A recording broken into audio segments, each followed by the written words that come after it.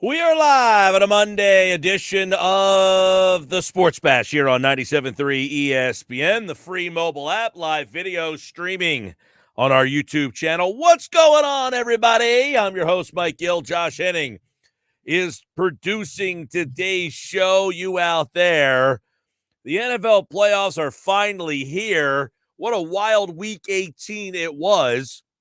Hey, look, they added the extra week.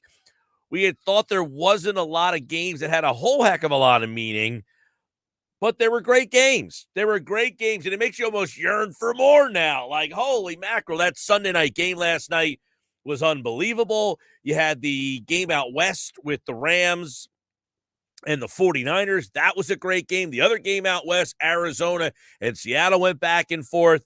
A lot of great games, a lot of meaning here. We'll break it all down. The Eagles game on Saturday night was kind of a clunky stinker, whatever. I just don't understand. Like, everybody went into that game knowing what it was. Like, the Eagles were not playing anybody. Dallas was. Dallas won the game. And look, they benefited from it. Dallas has moved from the 4 to the 3. So kudos to them. They did what they set out to do. They won the game. The Eagles set out what they wanted to do. They didn't get anybody hurt. And I saw people going crazy Saturday night and talking about, like, they gave up 50 points and all that. Like, I tweeted out at one point, Dallas put up a 50 burger against Washington in week 16, and then they lost to Arizona like the next week. Like, who cares what Dallas did? Like, if you're a Dallas fan and you scored 50 points, do you really feel like, well, our offense is really in motion now? You probably felt that after you scored 50 against Washington and then lost the next week. Like, I don't understand at this stage of your sports life, watching football, how you could take anything you saw in 1 week and then directly say, oh, you know what? Because we scored 50 last week against the Eagles' second and third team guys, we're ready to go into the playoffs. We're going to go out there and score 48 points now because we're just locked and loaded. We're just a well-oiled machine. I'm thinking to myself, like, do you guys not watch football? Like, you score 50 1 week, the next week you score 18, and you're like, what happened to our offense? Well, guess what? It's a different week. Like, you don't just expect you're going to score 50 every single week. Like, the Eagles went out there. I said, if I'm a Dallas fan, I'm not happy that I scored 50. I'm questioning why the game was 17-17 at one point. Like, Dallas played, I'd say, like 75% of their starters, right? They lost big guys, Diggs, Parsons. Like, those are major losses for them. But the rest of their defense was essentially there. I mean, Philadelphia played nobody. They had Devonta Smith out there until he got the record. And then as soon as he got the record, they got him off the field. I mean, they had Rager out there, but who the hell cares that Jalen Rager's out in the field? Watkins was out there. I mean, they needed a warm body to play wide receiver. Their offensive line was entirely backups. Their running back, I mean, you had Jason Huntley, I think, led the team in carries on Saturday night. Kenny Gainwell actually had the most yards, but Huntley had 13 carries. Gainwell had 12. You had 25 carries between Gainwell and Huntley in the game. And, like, I had Cowboy fans like, oh, Eagle fans are salty. Why the hell would Eagle fans be salty?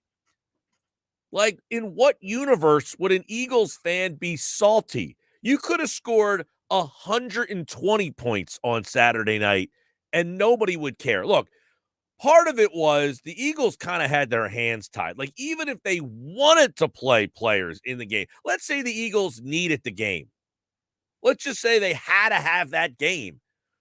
Guess what? Sucked to be them. They had like 12 guys on the COVID list. So people were acting like the Eagles just essentially said, we're going to throw this game. Who cares? They didn't have an option. That decision was made for them. They had to basically go down this route because they had 12, I think it was 12 players on the COVID list. I don't have any issue with what happened to Philadelphia on Saturday night. That game's over.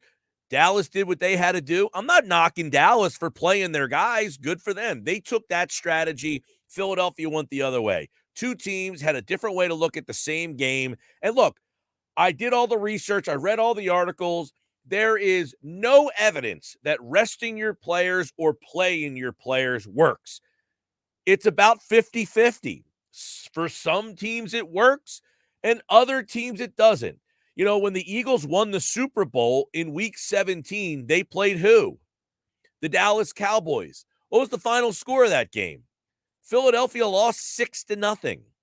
And people were going nuts that they didn't score in that game. And oh my God, they didn't even try to score in that game against Dallas. How do you go into the playoffs getting shut out? Oh my Lord, yada, yada. The Eagles won the Super Bowl. Whatever happens in Week 17, there is no building momentum. You know, this whole, I want to see. Sam Bradford went out and completed 10 out of 10 passes in a preseason game. Oh, man, look at this guy. And then he stunk. There's no building momentum in the NFL. Yeah, like guys start to play better. But again, the Cowboys are the perfect scenario here. They scored 56 points against Washington. Oh, man, the Cowboys look great. Oh, we got to start looking at them. They're starting to hit their stride. And then they scored 22 points the next week and lost against Arizona, who got beat again on Sunday. So building momentum against the Philadelphia Eagles preseason roster, if that's something that, like, warms your heart, okay. But at the same time, like, you're a Cowboys fan, you got to understand what that was. I mean, I saw people, why the Eagles fans? So I don't know. Like, look, Eagles fans can be irrational. I'll be the first person at the front of the line telling you how irrational Eagles fans can be. I saw none of that on Saturday. I saw Eagle fans actually being rational. Like, hey, Dallas, if you're happy that you scored 50 against us, like, I don't know what to tell you. What did you think was going to happen? Look, the Eagles defense is bad enough the first time they played Dallas. They gave up 41 the first time they played Dallas. What did you think was going to happen when you essentially, I mean, there were guys playing on Saturday night I literally had never heard of before. Like, legitimately, there were guys playing in that game I had never, ever heard of before. I don't know where they found some of these guys. Cameron Malveaux? Who the hell is that? Raekwon Williams, Christian Elias, Kerry Vincent Jr. Like, I had heard of Vincent Jr., but, I mean, Jared Maiden? Where did Jared Maiden come from? Andre Chachere, I felt like his name was called a whole heck of a lot. Tay Gowan played in the game. Jacoby Stevens got a lot of playing time. Noah Togi. I mean, what did you think was going to happen? Listen to the guys. The leading tackler in the game was Kayvon Wild. I don't even know who was left to play linebacker. Alex Singleton was out. No TJ Edwards. Sean Bradley ended up getting hurt in the game. Gerald Avery, who's a guy that could have got some playing time, he was on the, like, it was crazy. So I don't think the Eagles not playing their guy should be questioned at all. Like, I heard Seth Joyner on the post game, and I'm thinking, really, dude? Like, come on. I get it. He played football in a time where, like, you play. Does anybody out there, anybody really think that it matters that the Eagles gave up 51 points with their second guys and didn't play their guys? Like, it happens every week where a team scores 50 or 45 and, their offense looks like they're rolling. And then the next week, you just don't, I mean, for whatever reason, it's weird. It's crazy. You know, this year, you could probably go to every week of the season. New Orleans in week 1 beat Green Bay 38-3. 38-3 in week 1, New Orleans. So Green Bay scored 3 points in the game. The next week, Green Bay put up 35 points. So they scored 3 one week, 35 the next. Go to Philadelphia. In week 1, Philadelphia, they're all 32 points. Their offense looks great. Man, they look like they've really hit their stride. They came out with gangbusters. The next week against San Francisco might have been their worst offensive output of the season. They scored 11 points, but they just looked dreadful offensively. New Orleans, I just talked about what they did against Green Bay. 38-3. They scored 38 points in week 1. And in week 2, they scored 7 against Carolina. The week-to-week nature of this league comes out every single week. Every single week, we have games where you're like, man, they look like they're starting to turn the corner. And then the next thing you know, what the heck happened? I mean, it happens for the same team all throughout the year. Philadelphia, another example. They scored 40 points against the Saints. 40 against the Saints. And the next week, they scored 7 against the Giants. You went from scoring 40 to scoring 7. They scored 44 against the Lions, and then they scored 24 against the Chargers. The week-to-week nature is what it is. You pack it up, you move on, you get ready, watch the film, start to get ready for the next team. Coach, tell me what we're doing next week.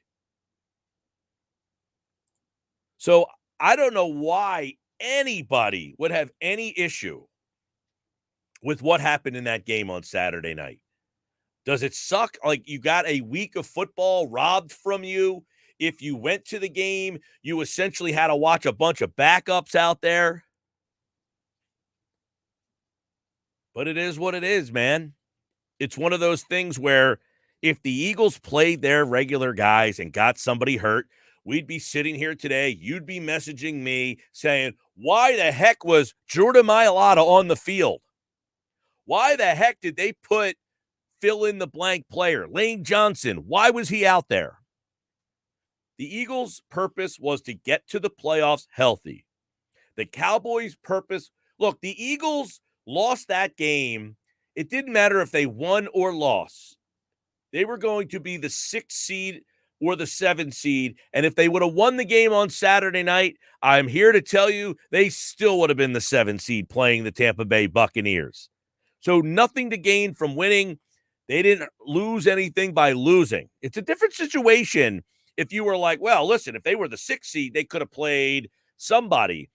It didn't matter if they won or lost. They are still the 7th seed.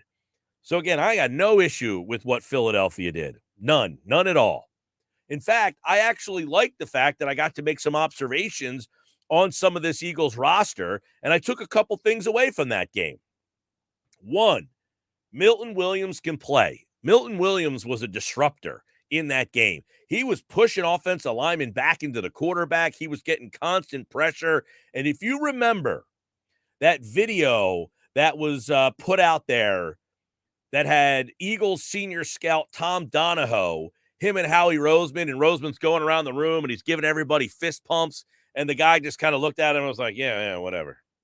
And of course, nobody likes Roseman. So that video was an indictment that, see, here's a guy who's a scout and he didn't like Roseman. Well, guess what? Tom Donahue, you were wrong because Milton Williams can play. And we should be happy that the Eagles went to the podium with the card that said Milton Williams on it because that dude can play.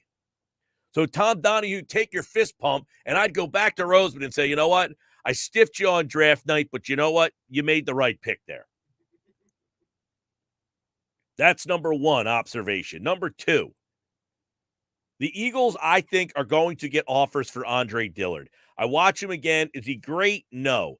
But Dillard had another pretty solid game on Saturday night. If you just kind of watch Dillard a little bit, which when he gets a chance to play, I try to watch him as much as possible. Dillard did a pretty good job on Saturday night. And I think the Eagles are going to get a lot of offers for him this offseason. And I wouldn't be surprised if this is the offseason the Eagles finally move on from Dillard. I think they're going to get calls. He's a starting left tackle in this league. There's no question about that. He is a starting left tackle in the NFL. Teams need left tackles. The Eagles have one, and I think you'll see them get offers for him this offseason. That was number two. Number three, Ken Gainwell is a weapon. I like what Gainwell and Huntley bring to the table, both of those guys. But Gainwell was a draft pick, so that's why I zoned in on him a little bit more.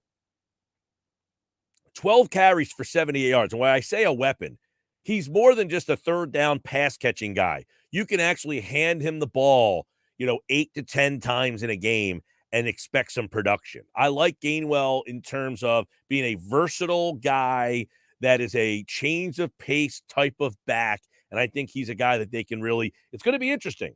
What are they going to do with Miles Sanders? Do they bring Jordan Howard back? What happens with Boston Scott? I think Boston Scott's a free agent as well. So do they feel good enough about Gainwell that they can let Scott go and that Gainwell then fills that Scott role? Number 4, Watkins can be a number 3 wide receiver. Quez Watkins can play football. He's a football player. Quez Watkins can be the number 3 guy. He can't be the number 2 guy on a Super Bowl contender. But Watkins can be the 3 guy. He had a really good game. 5 catches, 84 yards. He scored the touchdown on that little jet bubble screen where he caught it and just kind of, boom, read his blocks, cut outside to hit the end zone. I think the Eagles do a really good job of using Watkins. The problem is they don't get him the ball enough because he's the number 2 guy. If he was the number 3 guy, I think they could do a lot more with him. But Rager's so bad. He's horrible. J.J. Arcega-Whiteside, look, I don't even need to bring it up. That was horrendous. And I tweeted this out on Saturday night. Look, as much as you want to bang on Roseman, and he deserves it, he missed on J.J. or whoever's decision it was to draft J.J. Arcega-Whiteside. Whoever decided that's the guy that we need to go after. So bad. And I get it. He stinks out loud. But I will say this in defense of whoever was a part of drafting J.J. Arcega-Whiteside, okay? There is no freaking way in hell that anybody saw him drop that pass when he played at Stanford. Nobody can plan for somebody stinking that bad. That kind of drop was never on any tape ever. It's not like you watch tape of J.J. Arcega-Whiteside and said, my God, the ball will slide right through the breadbasket. Like what he did on Saturday night, there is it's incomprehensible to suggest that is the type of player we are getting. Someone who is that uncoordinatedly bad. He just has no confidence, completely is out of his mind that I'm a wide receiver in this league anymore. In his mind, I'm a special teams player and a blocker. That's what I'm on this team for. But you can never, ever plan for a guy. Like you wouldn't watch tape in a throw at Stanford during his entire Stanford career. He never dropped a pass to that magnitude. I don't even know that he dropped a pass, period. One of the things about Arcega-Whiteside coming into the league was that he was a pretty, sure-handed guy. You might have said, look, he's more of a possession guy than he is, but a possession guy is a guy who catches the damn ball. That was embarrassingly bad for him. It was a low point in a career filled of low points for J.J. Arcega-Whiteside. Yeah, and at the end of the day, you're not going to hit on every pick, and there's going to be a handful of picks that are going to always look bad no matter what team you are. Like you mentioned about J-Jaw, I watched him at Stanford. The dude was a stud. You watched him and you thought this guy could play the Alshon Jeffrey role. You literally thought that because he went up and got the ball at the highest point. He was a guy who snagged the ball in the air. He wasn't a body catcher. He was a hand catcher. You've heard that from evaluators before. This is a guy who you looked at like this guy could be somebody. And as you mentioned, and by the way, him and Mac Hollins are kind of the same at this point. They're 2 guys who were one thing in college. It became something different in the NFL. Yeah, Mac Hollins was a field stretcher, deep ball guy. And here you had J.J. Arcega-Whiteside, who was a point of attack catcher, chain mover, red zone guy, and hasn't been any of it. I mean, I watched him drop that pass. It's the worst drop you think you've ever saw. Like the Rager drops are egregious. This is 3 times worse. Absolutely. It's the worst drop of the entire year. It's the easiest catch that anybody in the listening audience could make. Everybody listening could make that catch because it literally would hit you in a spot that all you would have to do is react and put your arms up so that it doesn't fall through, and Correct. He couldn't even do that right. Arcega-Whiteside is literally a complete waste in the wide receiver game. Now, somebody tweeted at me like, I don't even think the Eagles think of him as a wide receiver anymore. Like, he's not, because someone said, how is he on the roster? Blah, blah. They don't look at him as a wideout. They look at him as a special teams guy. He Correct. fills the special teams, role. He's very good at that. And it is what it is. They'll move on from Arcega-Whiteside. He's done. Rager, I don't know if they'll move on from because of the contractual obligations they have to him. He'll probably have to stick around for another year. Arcega-Whiteside's done. He ain't coming back. This will be he'll be going into his fourth year. Yeah, I actually think it might be a free agent. I got to double check after this. He was 2019, right? 20. That was 2018. Actually, if he's 18, even more reason why he wouldn't be back next year. So I think you've seen the end of JJ Arcega-Whiteside. So you don't have to worry about why are they keeping either way. He's gone. Yeah, why are they keeping him around? He's here because of special team stuff at this point. They don't even look. He is not even a part of their thought process in terms of the wide receiver rotation. Now, they needed someone to fill a body. They needed a body to fill the role on Saturday night. That's why he's out there. So he can come back next year, but his dead money hit is less than $500,000. He's gone. That's what I'm saying. He's out. I thought his contractual situation does nothing to hurt them. It actually makes more sense to get rid of him than it does to bring him back. Exactly. Right. So he's gone. My fifth observations from Saturday night is that Jack Anderson can play. He can play guard. He can play center. You've got another player that's in that rotation. He was very good, Anderson. I thought surprised. He did a really impressed. good job. Well, if you notice, Toth started at center, then he got hurt. Anderson had to go play center, and I thought he did just as good a job at center as he did at guard, and he was throwing guys all. Keep in mind, the Eagles' offensive line was their backups to the backups to the backups. Keep in mind, some of the guys playing on the starting offensive line are on the third. You're on your third and fourth guys at guard now. So you've got guys who are like the fifth and sixth guys playing guard. I think Jack Anderson looked pretty good. Now, I think that opens the door for a trade for Dillard. That's why I brought up earlier. I think Dillard played well enough Saturday night that teams will call and say, all right, I need a left tackle. And I think they're going to get a decent offer for him. I wouldn't be surprised if they were able to move him for like a fourth-round pick. It was definitely a good audition tape. Jack Anderson, Dillard, like the Eagles' offensive line that they played on Saturday night is better than the Giants' starting line. 100%. It's better than the Minnesota Vikings starting offensive line. Definitely. Their backup five is better than some team starters.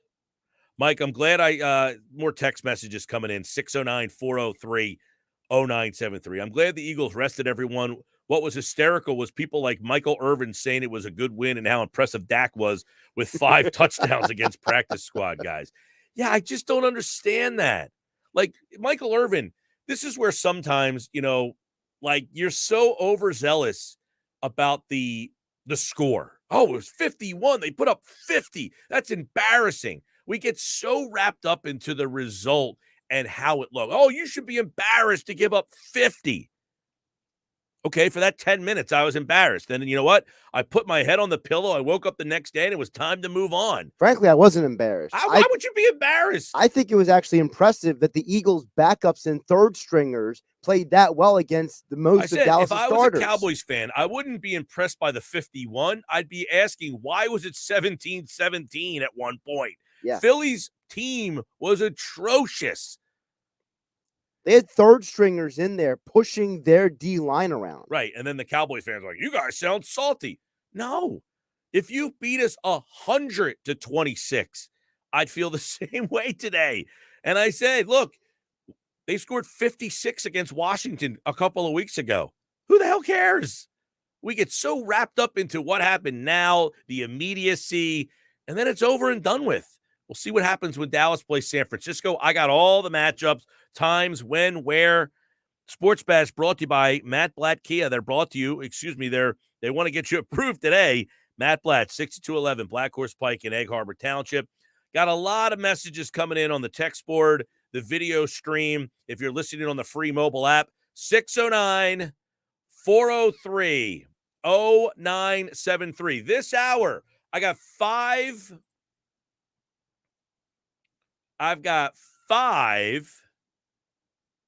4-packs, I believe. Yes, 5 4-packs for Monday Night Raw tonight in Philadelphia. 5 4-packs, Monday Night Raw, Philadelphia. It's tonight. I'm going to send 5 listeners. I'll tell you the details coming up on the other side here on the Sports Bash.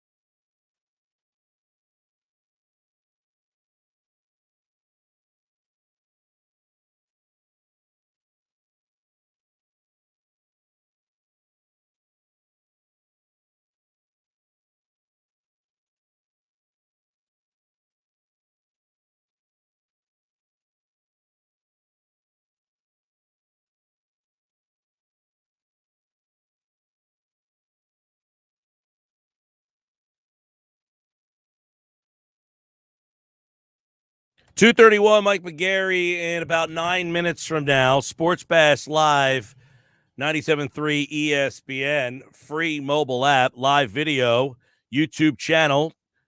You can watch on your smart TV or phone, tablet, laptop. Eagles will play Tampa Sunday at 1. You can listen to the game on 97.3 ESPN. We'll dive into that game, of course, throughout the week. I'll rank my playoff quarterbacks. That was really tough. 14 quarterbacks. Where would you put Jalen Hurts on the list of the 14 quarterbacks that made the playoffs? You guys can kind of jot down your rankings if you want and send them my way. 609 403 0973 is the text board. 609 403 0973. Mike, as a Dallas fan, I was simply glad the Cowboys didn't play down to the practice squad level. Sure, the 50-point games are fine, but I also know that this stacked Dallas team is very capable of losing to backups. I have no idea what to expect in the playoffs. That's a Dallas fan texting in to the show. Well, that sounds like a logical, a level-headed Dallas fan. You know, and I'm glad that some of them exist out there because that's right. I don't have any problem with what Dallas did. You wanted to come in there and steamroll Philadelphia? You're more than entitled to. Just understand what it was. You had Dallas fans out there, you know, saying that they kicked the crap out of him. And it was like, dude, did you not understand? I mean, literally, Philadelphia had how many guys on the COVID list? I mean, forget the fact that they weren't going to play guys. They couldn't play. I think it was like 12 guys that they could not play. Sirianni said it afterwards. Like, the decision was kind of made for us. Now, I don't think they were going to play guys anyway. In fact, I'm pretty sure they weren't going to play guys. But when the COVID list thing got to the point where it was so extensive, the Eagles' COVID list included Jordan Howard, Boston Scott, Dallas Goedert, Jack Stoll, Nate Herbig, Fletcher Cox, Alex Singleton, Jannard Avery, Avonte Maddox, Rodney McLeod, and Marcus Epps. I mean, you had, 11, 12 guys right there that were on the COVID list. So people were like, hey, I would have gone out there. I don't want that to be my last, what were they going to do? Those guys were on the COVID list. They couldn't play. So if the Eagles needed that game, if they had to have that game, those guys would not have been able to play in that game. 609 403 0973 609 403 0973. B King is watching the show live. He says, I love how the Eagles get hate for making the playoffs for our schedule when there were multiple teams that had to beat inferior teams to get in and couldn't get the job done. Yeah, that whole argument, the whole team plays. 22 of 32 teams in the NFL had 9 wins or less entering yesterday. Everybody plays a bad schedule. There's no good teams to beat. They all are mediocre. So when you have a schedule, you're filled with teams of mediocrity. If Indianapolis could win a bad game against a bad team, they'd be in the playoffs right now, right? So I don't want to hear that. Like, Indianapolis plays Houston twice and Jacksonville twice, and they couldn't make the playoffs. Don't tell me about an easy schedule. You play Houston. That's 4 wins. You have 4 just by starting the season. You should have 4 if you're Indianapolis. And they couldn't get – they had 9 wins. You would think 4 of your 9 would be against – and then they lost to freaking Jacksonville yesterday. I don't understand that. I'll never understand how that happens. Like, you could ask every former professional athlete in the world, well, they're professionals too. How do you lose to a team when you need the game? How are you not focused enough and ready to beat a team that you are simply better than? Big D's watching the show on YouTube. He says, I actually like watching the backups. I got to see how good the backups are. I didn't care about the score.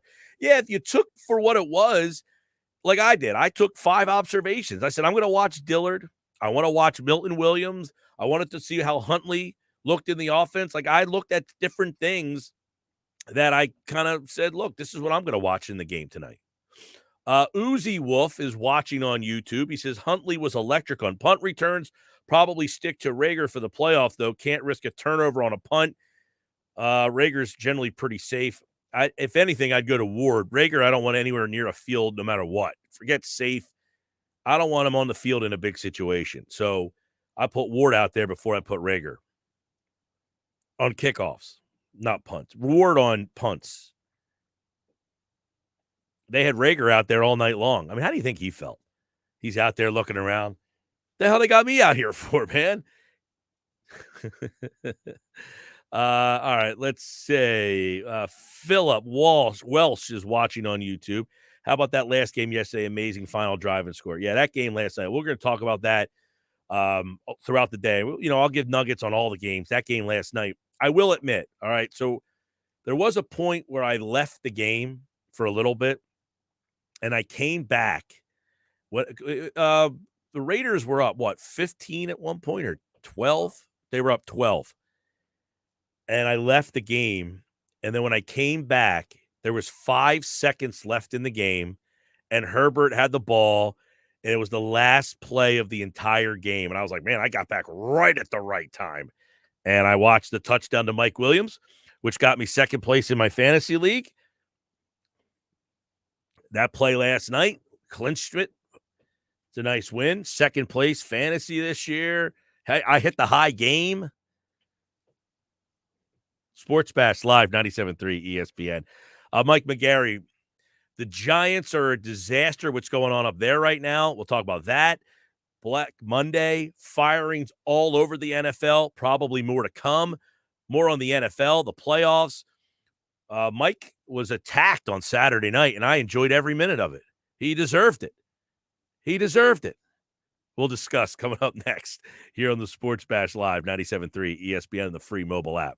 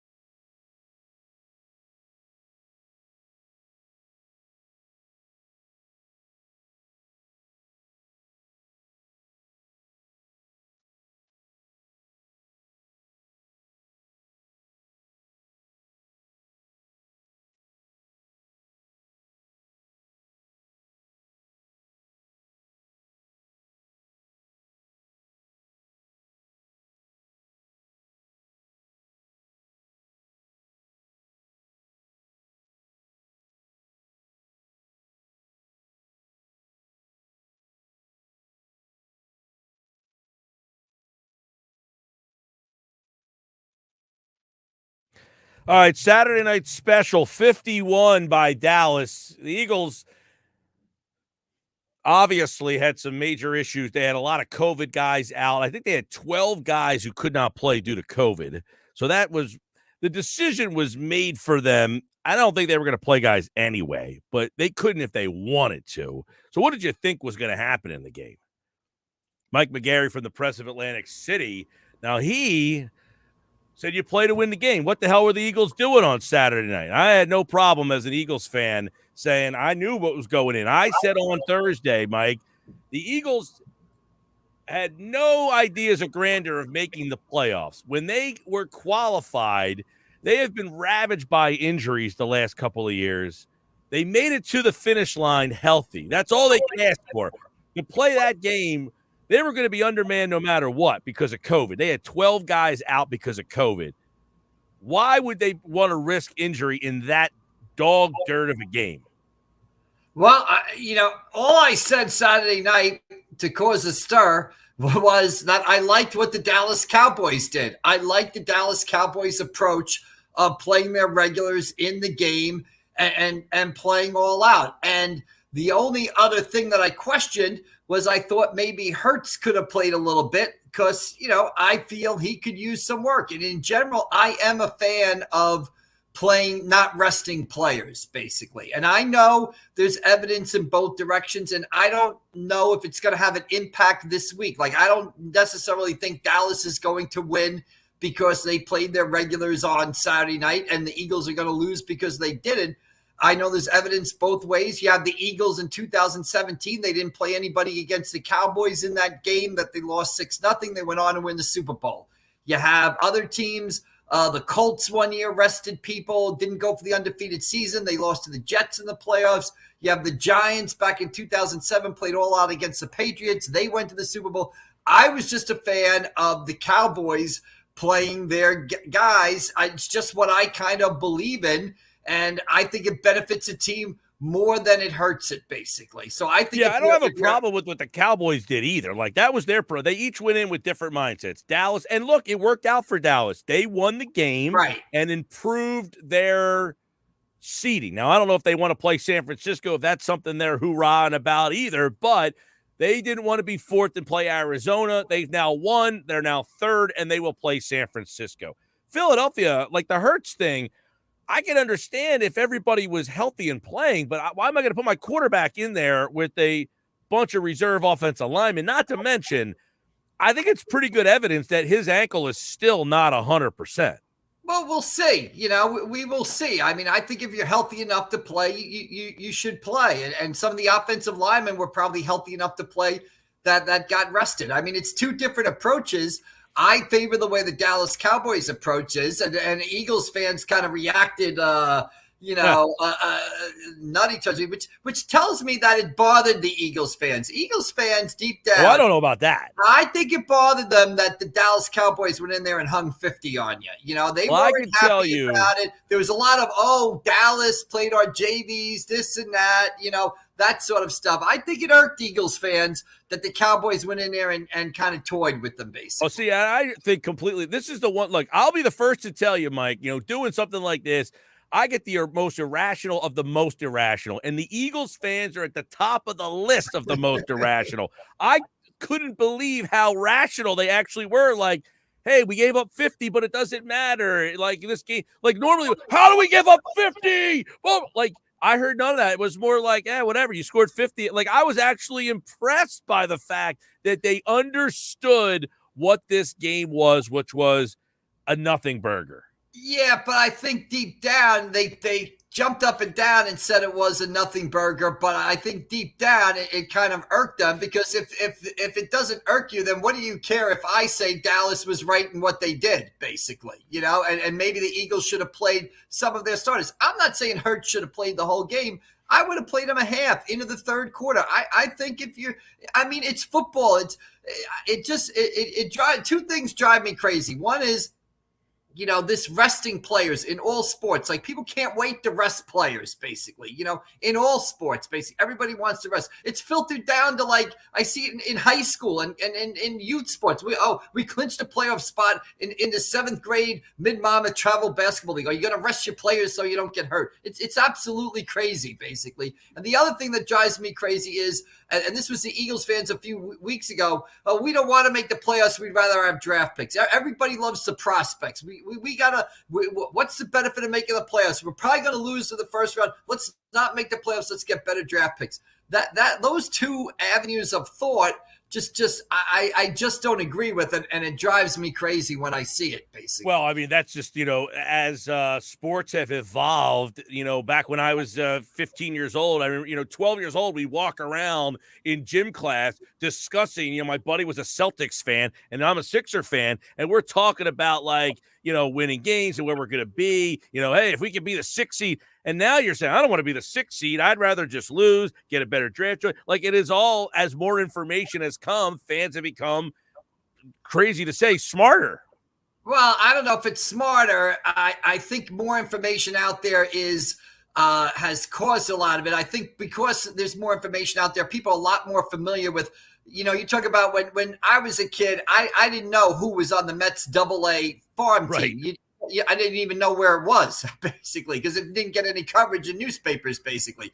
Now everybody knows who's the top prospect in single A, double A. People are more familiar with college basketball players. People are more familiar with college football players because of the wealth of information that is out there. Well, it doesn't help too. You have high school kids being ranked before they get he's the number 2 quarterback prospect in the country. So now you've given numbers to guys, which now makes the fans feel like they intimately know these players more. Yeah, I just think it's again, and you asked me this a couple of weeks ago, and I was always making the playoffs is good for the Eagles. It's good for the team. It's good for the franchise. It's good for Jalen Hurts. It's good for Devonta Smith. It's good for everybody going forward. It's good for Nick Sirianni. Playing this playoff game is nothing but a positive for the Eagles, and it's much more positive than if they had missed the playoffs by a game or they were the San Diego Chargers today. It is a much more positive to play this game on Sunday than to be sitting home. I mean, in this situation, they have 3 first-round picks, so you can't be like, hey, if we didn't make the playoffs, we could have had the 17th pick as opposed to the 19th pick. Like, you've come this far. It obviously shows growth in the organization. Now, there's a lot of other situations going on. They're going to play Tampa Bay. I'm watching the games yesterday. I didn't know who was going to get matched up where for a point because San Francisco was down. Then they came back. I mean, that game was wild yesterday, and it got to the point that the Saints – when they won, Philadelphia was Tampa Bay. Right. Now, watching the games yesterday, this is the thing, like, Dallas scores 50 against the Eagles, and people are like, oh, yeah, scoring up 50. Dallas scored 56 2 weeks ago, and then they lost the next week. Like, that's the point of it that doesn't bother me if I'm an Eagles fan is, who cares? You give up 50 one week, and then the next week you get, you throw a shutout. Like, that's just the way it kind of goes anymore. It is a bit inconsistent like that, but I still think – you like to get on a run in the playoffs and be playing well. Again, it's just my personal opinion. Yeah. I just think if you're healthy, you play. I think it benefits you. There are examples where it does and it doesn't. I don't know how much of an impact it has this weekend coming up. And, if Dak Prescott comes out and throws 3 interceptions in the first quarter, it doesn't matter what they did last Friday. It's just the what I believe if you play guys – I just think you stay in the rhythm of playing. That's what you're supposed to do. You're a football player. You start at quarterback. The game goes. You play quarterback. Yeah. That's what you do, basically. Yeah, I don't know when it kind of shifted to getting all these guys healthy and all that, but that's can't just wait to rest guys now. Like week 5, when can we rest guys? If we win this game, when can we start resting guys? People can't wait to rest people these days, and then they get mad when they go to an NBA game and Joel Embiid's not playing because he rested and they paid $150 for a ticket. Yet everybody wants to rest people. It's insane, Let's hit on a couple quick things in the NFL. The Giants situation. Gettleman's retiring, but they're going to keep Judge. Where is that at the moment? I find, I can't agree with that at all. I think the only person in New York City who agrees with that move is the owner of the Giants and Joe Judge, probably. There's probably two people, Joe Judge and Mara, who think it's a good move for him. The Giants got the number 5 and number 7 picks in the draft. I don't know how you sell from a business perspective to fans, buy tickets, buy gear, from a business perspective. I don't know how you sell optimism with Joe Judge coming back. Maybe that changes depending on who they hire as GM. Maybe that changes with who they pick as the number 5 and number 7 pick. But deep down, Mike, I think we all know Joe Judge is not going to be the long-term coach of the New York Giants. And if you're going to fire him a year from now or 2 years from now, fire him today. Yeah, I mean, it feels like you're just going to waste another year to do what Denver did. You brought the new GM in, you let Fangio coach the year, and now you fired him. Right. I mean, and we all know that's the way it's going to play out. So just rip the Band-Aid off today and fire him today. Who cares if it looks like you have a coaching carousel? If it goes 2 years McAdoo, 2 years Shermer, and 2 years Judge, is that worse than 2 years, 2 years, and 3 years Judge? Absolutely not. What did you think about, now, were you in the camp last night that they were going to try to tie the game until Staley called timeout? I thought so. Until they busted that run, I thought they were going to, the clock was going to run out, basically. I think when they busted the run to kind of get in the field goal range, it changed the way they were thinking. And then when Staley called the timeout, it gave them even more time to think about it and say, hey, if we're in field goal range, we got nothing to lose by kicking this field goal. I mean, I guess it could be blocked and returned the other way, but it's the NFL. There's a 99.9% chance the field goal's not going to be blocked. If it goes through, great. If it doesn't go through, we're still in the playoffs. So they busted the run, and I think that put the thought in their head. And then Staley's timeout definitely just gave them more time to think about the situation and examine their options, and it ended up biting San Diego big time. They are out. The Raiders are in. We'll talk more playoffs. Mike's back on Wednesday. We'll take a look at the Eagles getting Tom Brady and the Bucs. How's that matchup? We'll talk more Wednesday with Mike McGarry from the Press of Atlantic City. All right, Mike, I'll see you then. All right, we'll see you down the road. Thanks. All right, he is brought to you by Calvi Electric, now offering residential services for your home and business online, calvielectric.com. See, there's one thought. You go out there. I think his thing is more, the whole sports world is so ready to just rest guys, no matter what. Rest guys, rest guys, rest guys. I hate it too, but that's the smart thing to do. If you're asking, do I want it? Would I would rather see the Eagles 100% go at Dallas 100%? Absolutely. But what was the smarter thing to do? I think Philadelphia played it the right way. And look, Dallas was getting criticized for leaving their guys out there too long. I mean, that game was out of hand, and they still had Dak Prescott out there. All right, when we come back, Sal Palantonio. It's a Sal Pal Monday. What does Sal Pal think the way the Eagles handled the game, the matchup with Brady and the Bucs, and Week 18 in the NFL? He joins me next.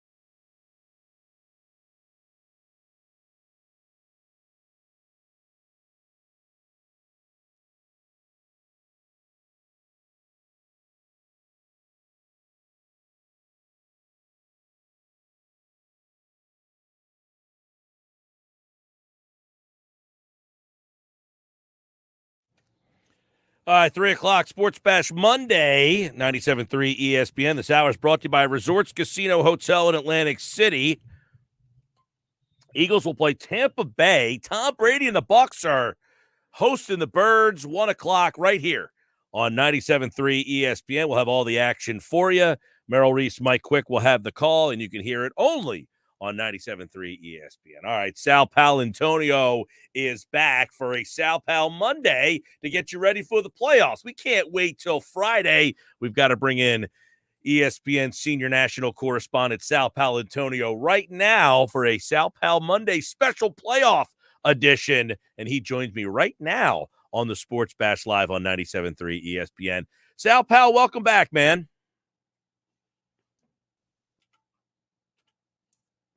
Sports Bash. And thanks to Johnny G and the Griner team at Berger Realty in Ocean City, New Jersey. Boy, it's January, and I can't wait for June to be down there in Ocean City and take Johnny G out to some pancakes there on the boardwalk. I tell you that. But I am looking forward to going down to Tampa for Eagles at Bucks for Super Wildcard Weekend.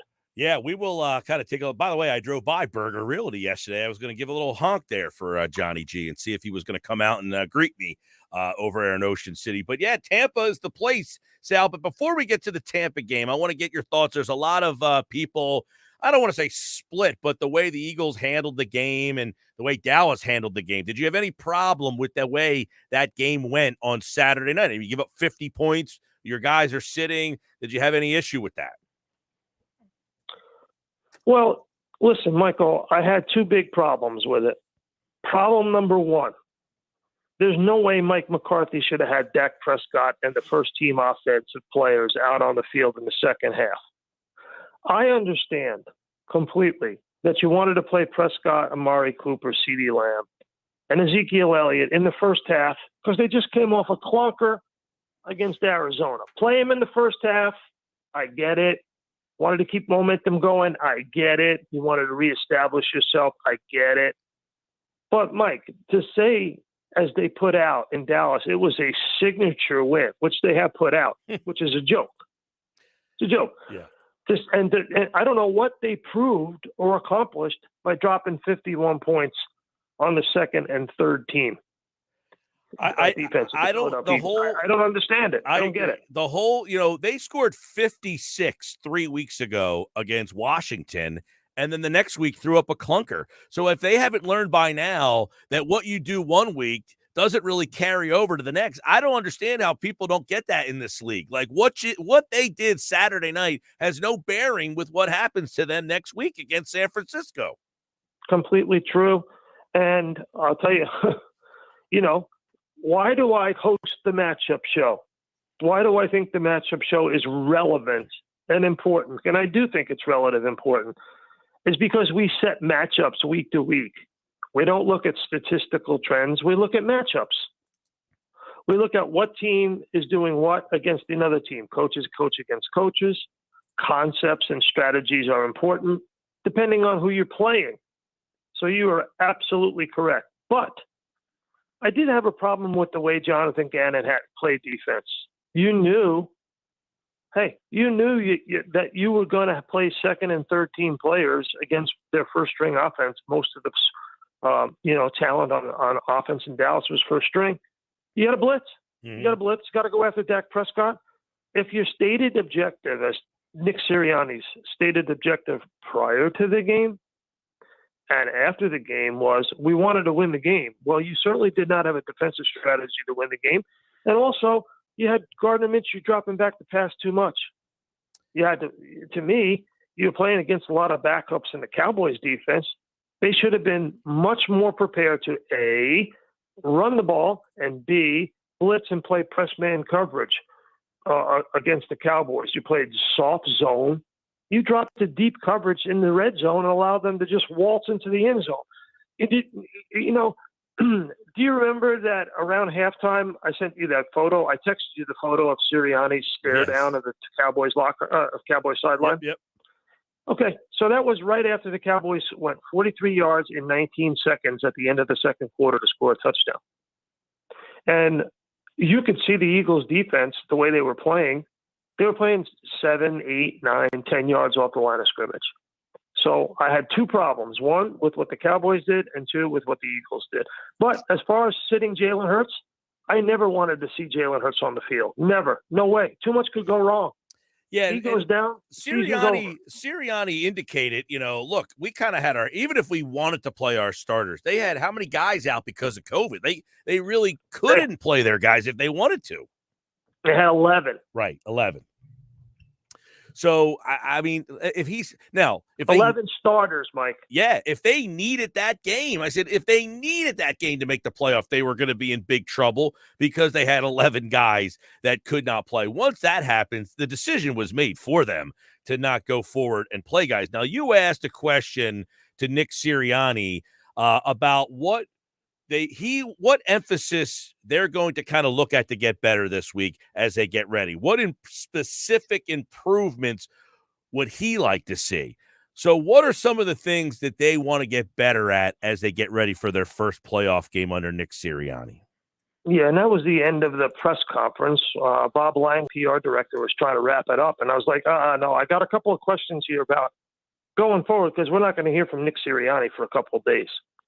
So I want to know what they're thinking because they already are thinking about it or else, they're not doing their jobs. So number one is obviously start fast. And you and I have talked about that on this show several times. They started slow against the Giants twice. They started slow against Washington twice. Those are 3, and they won 3 out of those 4. They started slow against Carolina. They started slow against a lot of teams this year. They started slow against the Bucs when they lost to the Bucs. Remember, they didn't lose to the Bucs by very many points in that game that Thursday night. 28-22. They didn't lose by very many points, Michael. 6 points. Yeah, 28-22. That was the game, if you remember, too. They were kind of getting back in that game, and Jannard Avery got called for an awful taunting penalty. Yep. I remember it. But that was before Lane Johnson came back and before Nick Sirianni got religion and got with the running game. Yes. I look back at that game. They ran the ball 9 times with Miles Sanders. He was the only running back to have a carry, and Jalen Hurts had 10 carries for 44 yards. Now, they ran late in that game and started to move the ball because Sanders had 9 carries for 56 yards, I think it was, and it all came in the second half. So they got to start faster, and then again, and he said, number 2, we got to fix our pass defense. We got to get better at pass defense. Well, yeah, of course. Especially against Brady. So getting ready for this show, I called ESPN Stats and Information to get the numbers correct. So Tom Brady has dropped back more than any quarterback in the NFL, and the most of his career, 44 times per game. And he has been hit the fewest of any quarterback in the NFL this year. Fewer than Rodgers, Stafford, everybody. And those are passing offenses. So if I am Jonathan Gannon, what I do is I get the Dennis Allen game plan. The game plan that the Saints had in that Monday nighter when they shut the Bucs out. And I look at that game plan and how they hit the Bucs wide receivers, how they hit Brady, how they blitzed them in the A-gaps, how they played press man coverage on all the wide receivers and the tight ends. I take that game plan and that film and I study it and I duplicate it as much as humanly possible. Yeah, and we're seeing that obviously, Sal, the Bucs are pretty banged up. The first time they played, Godwin, Antonio Brown, those guys. In fact, that's when Brown hurt his ankle. The ankle now that has caused all this problem happened in that game. Those guys are not going to be here this time around. It's going to be a little bit of different Bucs team, and as you said, that was the game following that Nick Sirianni finally kind of had that, hey, you know what, we got to change things up moment. So these two teams are going to look a lot different than the one that met on that Thursday night. Yeah, and the following game, Lane Johnson came back. That was the game where he came back. And Sirianni got religion. That was Las Vegas, I do believe. Yeah, and they started to run the ball against Vegas, and then Sanders got hurt, and then they got away from it. And then the following week, they played Detroit, and everything has changed really since then. Now, Sal, well, we got you for a couple more minutes. There's a lot going on in the NFL. Let's go to Jacksonville and in Indianapolis. The Eagles have now got the 16th pick in the draft thanks to that trade. Man, I'd love to hear what's going on in Indianapolis after what Wentz threw up yesterday. Wentz is a coach killer, it looks like. Oof. I mean, gosh, that was just one of the worst performances I've seen in terms of a guy who had a little pressure on him or a lot of pressure on him and didn't come through. And that's the difference between Carson Wentz and Nicky Foles. Bottom line, as much as people loved Carson, he didn't perform in that game against Seattle, and he got hurt against the Rams. And then when he played against Seattle in the wildcard game, he got hurt again. Yep. So listen, I'm not going to dump on Carson Wentz. All I'm going to say is, you have to make sure that you're doing the right thing for your entire football team, not one player. And that's what it comes down to. So you got all these coaching jobs opening up now. And has the word come down from the Giants yet? I keep waiting about what they're doing with Joe Judge. Have you heard anything? I haven't heard a thing. Sal, that is the most bizarre thing. It's nobody wants to say that he's staying or going. He hasn't been really clear whether or not he's been told anything yet, but it appears that they're kind of moving forward with him as the guy. They are interviewing GM candidates. Obviously, Gettleman has quote-unquote retired, but I have not seen anything official whether Judge is staying or going at this point. The back page of the New York Post, Joe must go, and the fans, basically voted with their feet yesterday. Yeah. Up there, the New York Post called it Met Library Stadium. Oh man, that's just imagine that people get down on Howie Roseman, and there's a reason why you have to question things that Howie Roseman has done or Jeffrey Lurie. But listen, they fired Chip Kelly, hired Doug Peterson, went to the Super Bowl and won it. Fired Peterson, changed quarterbacks, hired Nick Sirianni, and they're back in the playoffs. Yeah, and the Giants have gone 5 straight years without sniffing us double-digit wins. They have 5 straight 10-loss seasons. 5 straight 10-loss seasons. That's Jacksonville territory. Awful. Exactly. Jacksonville territory. Sal, I don't know if you thought the two teams were going to acquiesce to a tie last night, but Staley calls timeout. Did that change the dynamic of the outcome of that game? Well, of course, that it does, Michael. Anybody who knows anything about football was watching that game understands. I mean, Rick Bisaccia basically admitted they were going to let the clock run out. Yeah. And they were going to give San Diego a free pass. The LA Chargers a free pass into the playoffs. Yep. And Brandon Staley threw it back in his face. And Bisaccia basically said, "Fanabla,"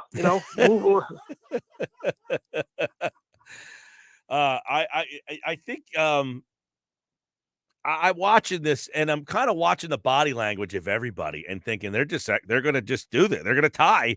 And it's amazing that people were joking that, hey, you just take a knee 0-0, you both go to the playoffs. And here you are in this back and forth game. And, Schefter tweets at one point, all right, we're not getting a tie because 12, you can't fix 12. And sure enough, they do. They get the overtime. And he calls time. I said, "You've got to be kidding me!" I don't know. See, I don't think he can ever live that down. It's like Steve Mariucci in Detroit, the overtime game, where they didn't take the ball. Remember that? Yep.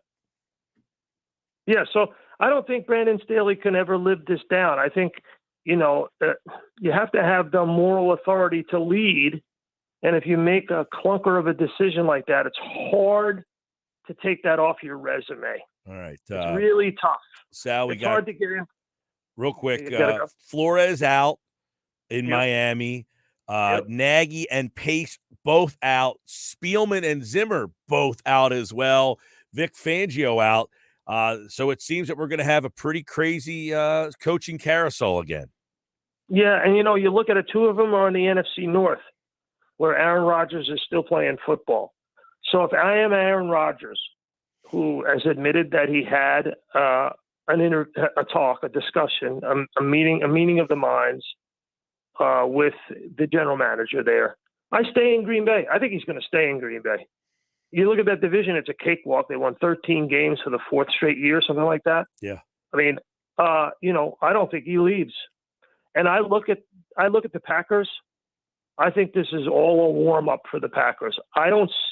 Unless something crazy happens. Crazy by I mean a major injury or interceptions or a really bad play or a dumb decision by a coach, which is all very probable, possible, plausible. I don't see how anybody beats the Packers. I have looked at them, and they look unbeatable right now. The changing of Mike Pettin to Joe Barry at defensive coordinator, the addition of those two and health of those two running backs, and Rodgers is throwing the ball as well as any quarterback, including Tom Brady, including Joe Montana, including John Elway, as I have ever seen. Accuracy, timely delivery, decision-making. It's an old cliche, but I'll say it anyway. I think he's playing chess and everybody's playing checkers. They're the 1 seed. Tennessee gets the 1 seed. Good for them, man. They held on. They figured out a way to do it. They're going to get Derrick Henry back, a fresh as a daisy Derrick Henry for those AFC playoffs. So wild card weekend is this weekend. You can hear all the games. No, Michael, it's not wild card weekend. Super wild card weekend. Thank you. If you're going to be part of the Disney family of networks, you got to get it right. So we got wild card Monday this week, so it's super wild card. And, going back to the Titans, football's like life. You get presented with problems, and it's all about how you adapt and adjust, and you have to be resilient. And that's why the game of football really is a microcosm of life. And, all those people out there who complain about this, that, and the other thing in terms of the game of football, you have to look at what the Titans did. Look at what Jimmy G did last night. A piece of bone was missing from his thumb on his throwing hand. He's got constant pain. They jerry-rigged his black bandage. Did you see that thing? He's still throwing the football. Yeah. And they beat – and by the way, Michael, one of the top 3 most embarrassing things of the 2021 season is the number of 49ers fans at SoFi Stadium yesterday. It was loud. Yep, it was loud there yesterday. So are you going to be in Tampa? Are they sending Sal Pal to see Brady and the Eagles? Yes, I'm going to be in Tampa. I'm actually flying for the normal Sal Pal Friday. So we are going to do Sal Pal Thursday, 3 p.m. for a preview of Bucks and Eagles. I will have done all the film study. We'll go through all the stuff that's happened during the week, and we'll look at the game on Thursday at 3 p.m. Does that sound good? Very good. Very good. And that's a super wild card weekend we will be taking a look at. All right, man. And now I'm trying to figure out a way to get down there for that game maybe. So I might see you down there. Well, I hope you do. That would be fun. Yeah.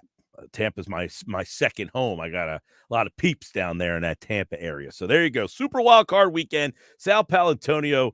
And we want to thank Johnny G over there at Ocean City Burger Realty. Always a fine man. Johnny G's a great dude and kind enough to bring us Sal Pal Monday here. And he'll be back on Thursday, 3 o'clock for another edition of Sal Pal Friday on a Thursday. Sal, safe travels, man. Okay, no, well, I'll talk to you before that. I'll talk to you on Thursday before I get on the plane. Absolutely. And, thanks to Johnny G. And, we say it, but, you want to go to somebody you like. And when you're looking for real estate stuff down at the shore, I mean, the guy's the best. He's the man, Johnny G. All right, Sal Pal, Johnny G. What a tandem. All right, we'll have to have some pancakes. Okay. Take care, man. Sal Palantonio, ESPN senior national correspondent, and he's going down to Tampa for the Eagles. And as you heard him say, he'll be back on Friday as Sal Pal Friday. He'll be back on Thursday because he is traveling on Friday. So we'll pencil him in for 3 o'clock. He'll do the film study, get you all the matchups to watch for the Eagles and the Tampa Bay Buccaneers. Speaking of which, we'll hear from Nick Sirianni. Yeah, that's right. Nick Sirianni. His day after presser occurred today. We have that for you next, as we typically do on a Monday. Scott Grayson tonight, his grades at 440. Jeff Mosher has football at 4. Casey Joyner, one thought every game. It was a wild week 18. I have my quarterback rankings I'm going to do on one of the shows this week. The 14 playoff quarterbacks. Anthony Becht, former Buccaneer, he'll join us this week as well. Joe Valerio, Jeff Kerr tonight. We are jam-packed. You do not want to leave the Sports Bash on 97.3 ESPN. And I want to tell you about my friends over at Ambient Comfort. We all make New Year's resolutions, right? If your New Year's resolutions was to stop swearing, then you're going to feel you already broke that, right? Right. I know you're definitely going to at least do that when your heater stops working. And that's why my friends at Ambient Comfort Heating and Cooling have a special offer. $50 off for any furnace repair for anyone who has already broke their New Year's resolution. Trust the reliable experts at Ambient Comfort to help you save on energy costs and increase the life of your system while keeping your family comfortable regardless of who originally installed your system. When your heater breaks, don't start swearing. Just call Ambient Comfort and get $50 off your furnace repair. Go to ambientcomfortnj.com. That's ambientcomfortnj.com. When comfort matters, choose Ambient Comfort. They're my guys. Tell them I sent you Sports Bash 97.3 ESPN and the free mobile app. When we come back, you'll hear Nick Sirianni getting ready for the Eagles and the Bucs.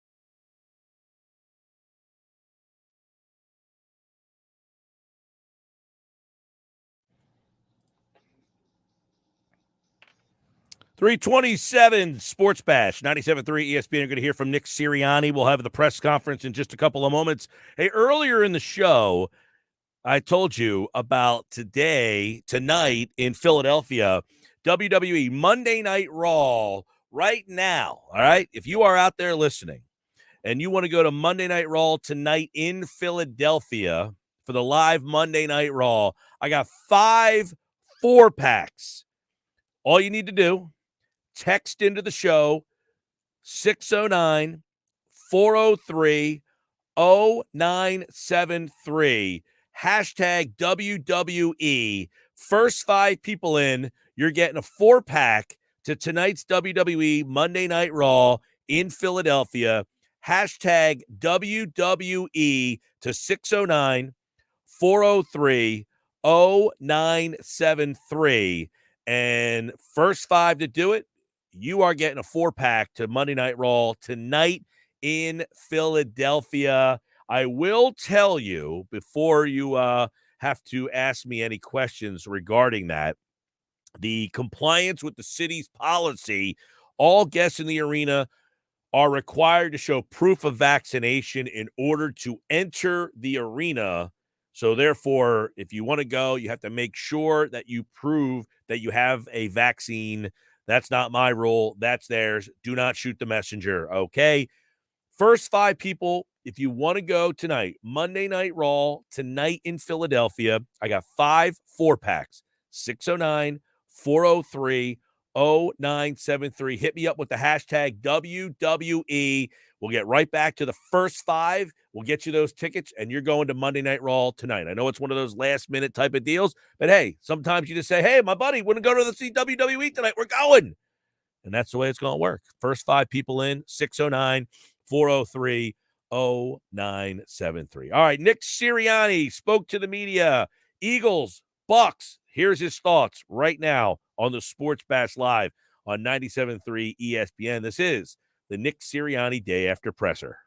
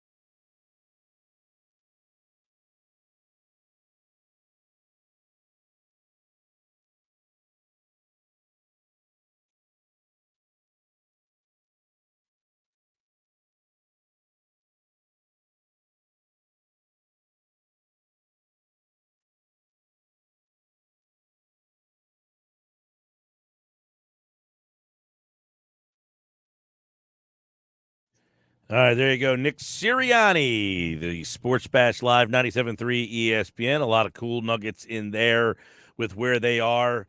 Talk about the running game, why it's so successful with the guards being down. People forget the Eagles are on like their fifth. I think it's their fifth right guard played the other day. Now, I don't think the fifth one's going to start the game against Tampa Bay, but remember, Brandon Brooks started. Landon Dickerson played right guard for a game. Then they moved him to left. Jack Driscoll played there. Nate Herbig's played there. Suo Pettis played there. And yet the running game still continues to move forward. More Sports Bash on the way. It is brought to you by Resorts Casino Hotel in Atlantic City. I am Mike Gill. This is the Sports Bash. When we come back, I'll tell you those WWE Monday Night Raw winners. Who's going to see Raw? I got the details on that, plus football at 4, thoughts on NFL Week 18, and more.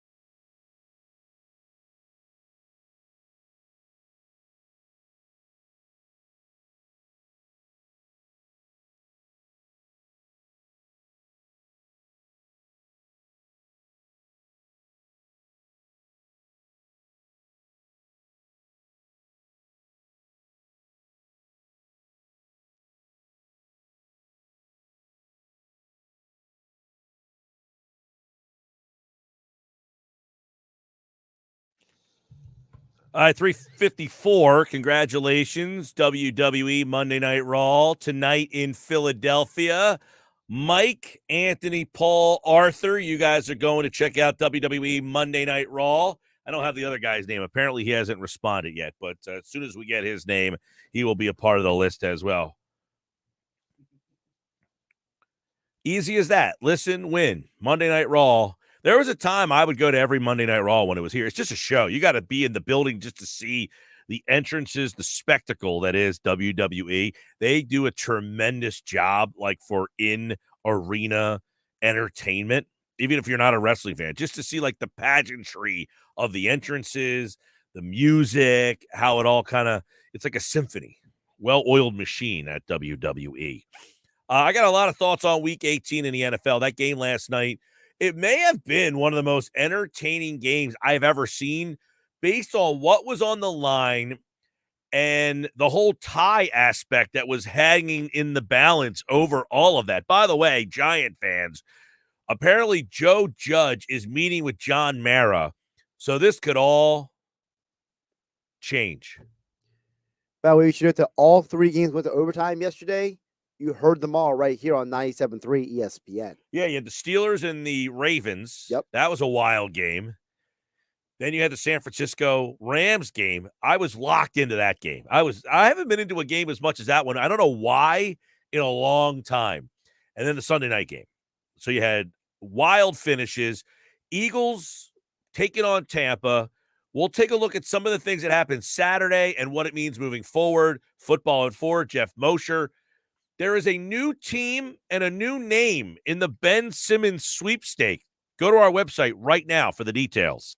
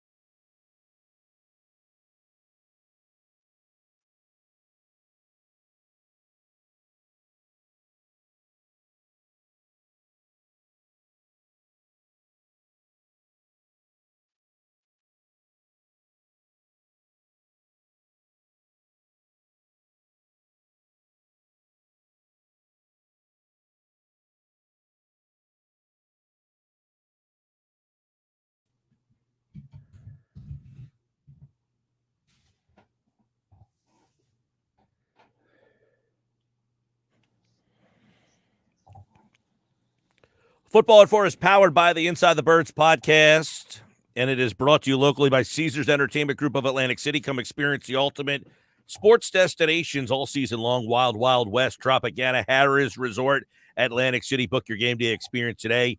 Caesars.com. Don't forget, National Championship game tonight on 97.3 ESPN. Josh has a story up right now about draft prospects to watch in tonight's National Championship game. He had a good conversation with Emery Hunt over the weekend regarding that. And, of course, right now it's football at 4.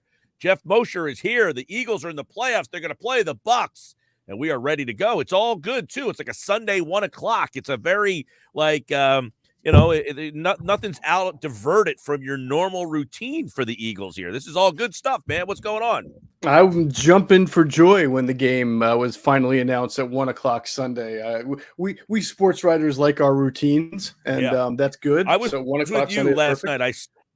I saw you tweet last night, hey, basically, I was like, you're telling me the outcome of this game was so important that they didn't know what time the other games were going to fall. Like, come on, man. They had to wait that late to tell us. Not that the normal regular fan cares as much as we do, but I'm trying to figure out what I want to do with my schedule for Saturday, Sunday. Do I have to play Eagles game Monday night? All that stuff.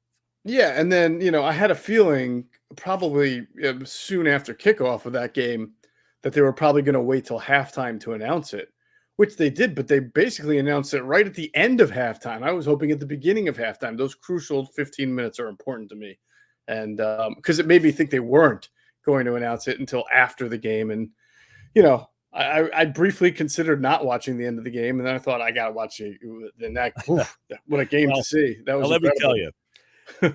I didn't have huge interest in the game, although there was that whole if they tie and yada yada. So, I've been watching these Harlan Coben things on Netflix. You ever watch any of those?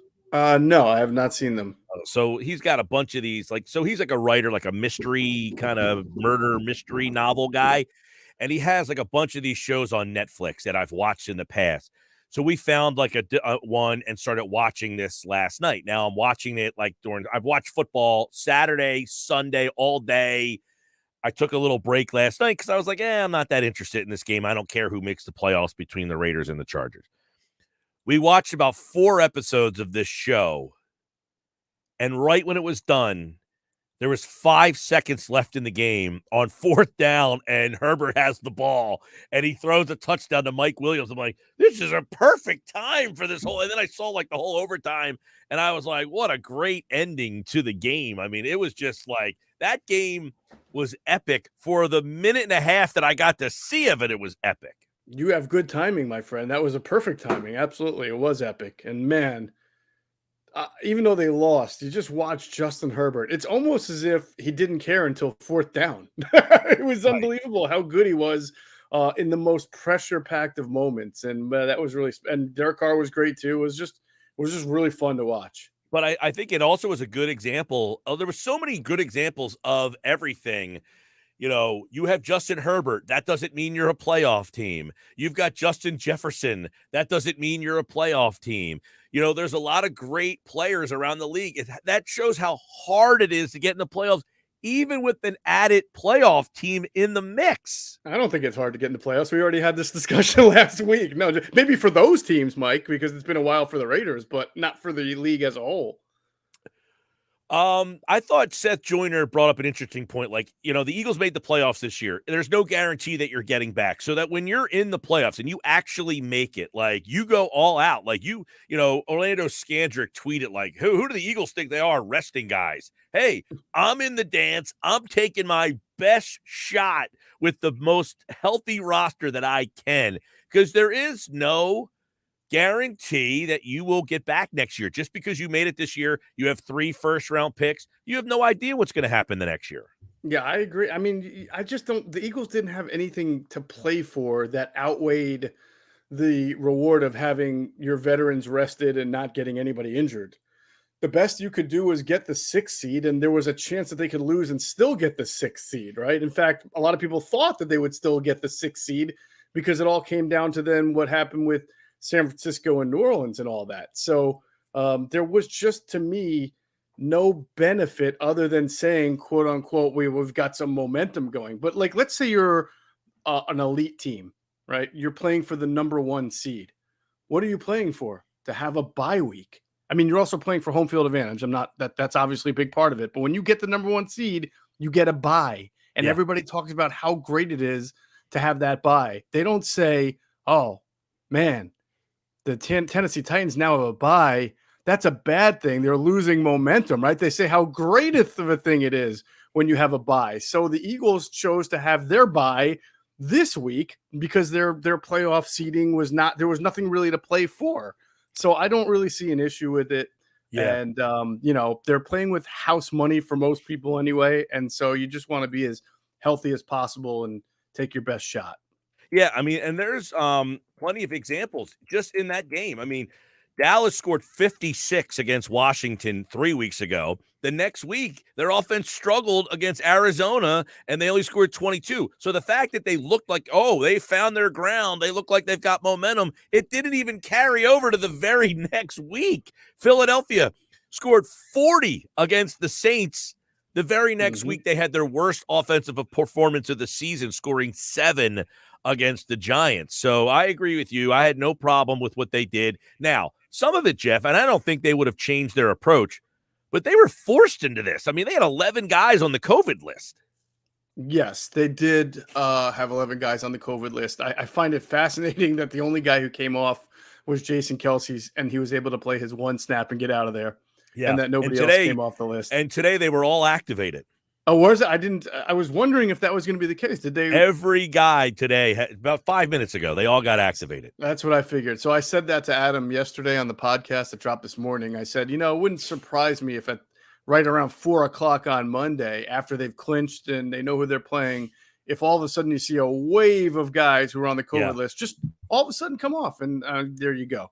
So they were all, and then J.J. Arcega-Whiteside got put on the injured reserve. I don't know what happened to him, but I'd hate to harp on that play, but I actually tried to defend the guy in the front office by saying this. Look, there is no tape in the world out there of a college player dropping that pass. Like, you can never account for the guy being that awful, but he somehow has found a way to be that bad. Yeah. It's amazing. Yeah. I mean, well, yeah. Yes, he's not been a very good pick. He got hurt, though, apparently, so he's done. I don't know. I mean, he plays special teams, so he has some role. Jason Huntley has been elevated from the practice squad to the active roster. Yes, Jason Huntley, although Nick Sirianni did say today that it's going to be difficult to get Huntley up on game day, depending on what happens with the running backs. If Miles Sanders, Jordan Howard, and Boston Scott are all available to play, you're not going to have 4 running backs active. And Gainwell will be active, so you will have 4. You're not going to have 5 running backs, but right. I suppose there's a shot if one doesn't. Huntley in the return game? Sure, why not?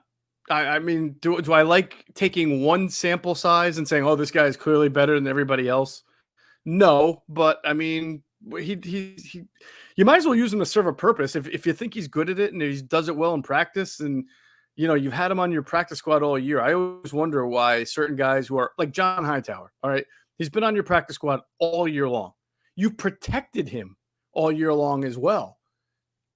Did they play him on Saturday against Dallas? Then what the hell?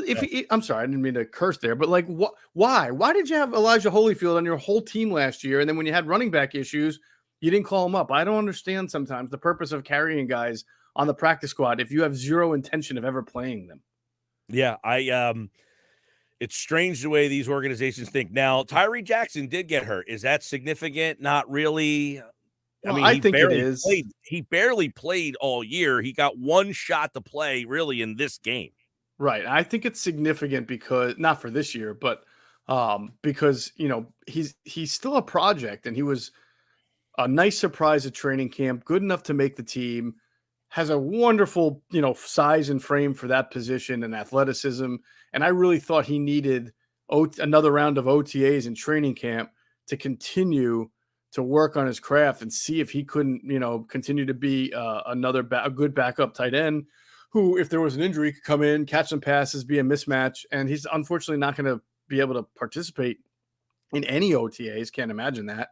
And then even probably the start of training camp is going to be questionable for him. So it's a lot of lost time for him, a lot of lost development time that a guy like him really needs. Yeah, that was a shame because, he's 6'7". He was a quarterback in college. He makes his first couple catches. He scores a touchdown. They had some, I remember Howie back in preseason saying, when you have a guy that can do what this guy does, you try to figure out what to do with them. And they kept him around all season long, and he finally gets healthy. But he was not, you don't think he was going to be a part of the playoff plan? No, I mean, only when they go to 13 personnel every once in a while, short yardage, or where we want to run the ball down your throat situations. But yes, they have Richard Rodgers, who's just as capable of throwing that block as Tyree Jackson would have been. Right. Let's take a look at this, the matchup here a little bit. Obviously, these are two different teams in the first time they played. In fact, they are different because of personnel, injury situation. Philadelphia is different mindset-wise, Geoff. Yeah, it's a big difference. Obviously, the Eagles have changed their identity, not just on offense. That is a big part of it, the running game, but also on defense. They don't play as much cover two. They will bring a safety into the box. They did make a move at linebacker. That's really the only personnel move that's different. They don't have Eric Wilson. They have TJ Edwards. They've been way better against the run because of it. They'll play a little bit more man coverage than they have on third, actually a lot more than the first few weeks. And they even play dime when they need to play dime. So they're a more versatile offense. They're a more balanced, defense, more balanced defense. They can throw some different things at you. And so it's not the same. You saw the way the Bucs played the game against the Eagles the first time. They were very content to run the ball against the Eagles, who were not stopping the run. And they were very content to nickel and dime the Eagles, which I think they'll do again. They'll try to do again, but I imagine it won't be as easy. Didn't the Buccaneers score on their first 6 possessions of that game the first time? Something crazy like that, whether it was touchdowns or field goals. I know the final score was 28-22, but it was 28-7 going into the fourth quarter. So it was really a one-sided game and we know Brady completed 81% of his passes and they controlled time of possession. Yeah, the first game, it was 28-7, and that was the game where the Eagles came back into that game because the Bucs seemingly took their foot off the gas. But if you remember, in that game was the game where they were kind of in it, and then Avery got called for that taunting penalty, and that really just sealed the deal. Yes, and then, of course, what really sealed it for the Tampa Bay was the third down catch made by Antonio Brown, who won't be in the game, between two defenders. It was actually a well-defended play, but Antonio Brown made a phenomenal catch. But you're right, the Avery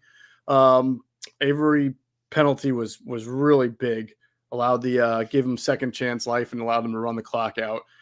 They scored touchdowns on 3 of their first 5 possessions, as I look at it there. So, and they had drives of 10 plays, 75 yards, 9 plays, 75 yards, 11 plays, 72 yards, 12 plays, 78, and 12 for 52. So, they were perfectly fine just kind of working the ball up and down the field against the Eagles. Right. And now, I mean, Mike Evans is really all they have left. There's not going to be Godwin. You're not going to have – now, of course, they have Gronk too, but I don't know what Fournette's situation is in this game either.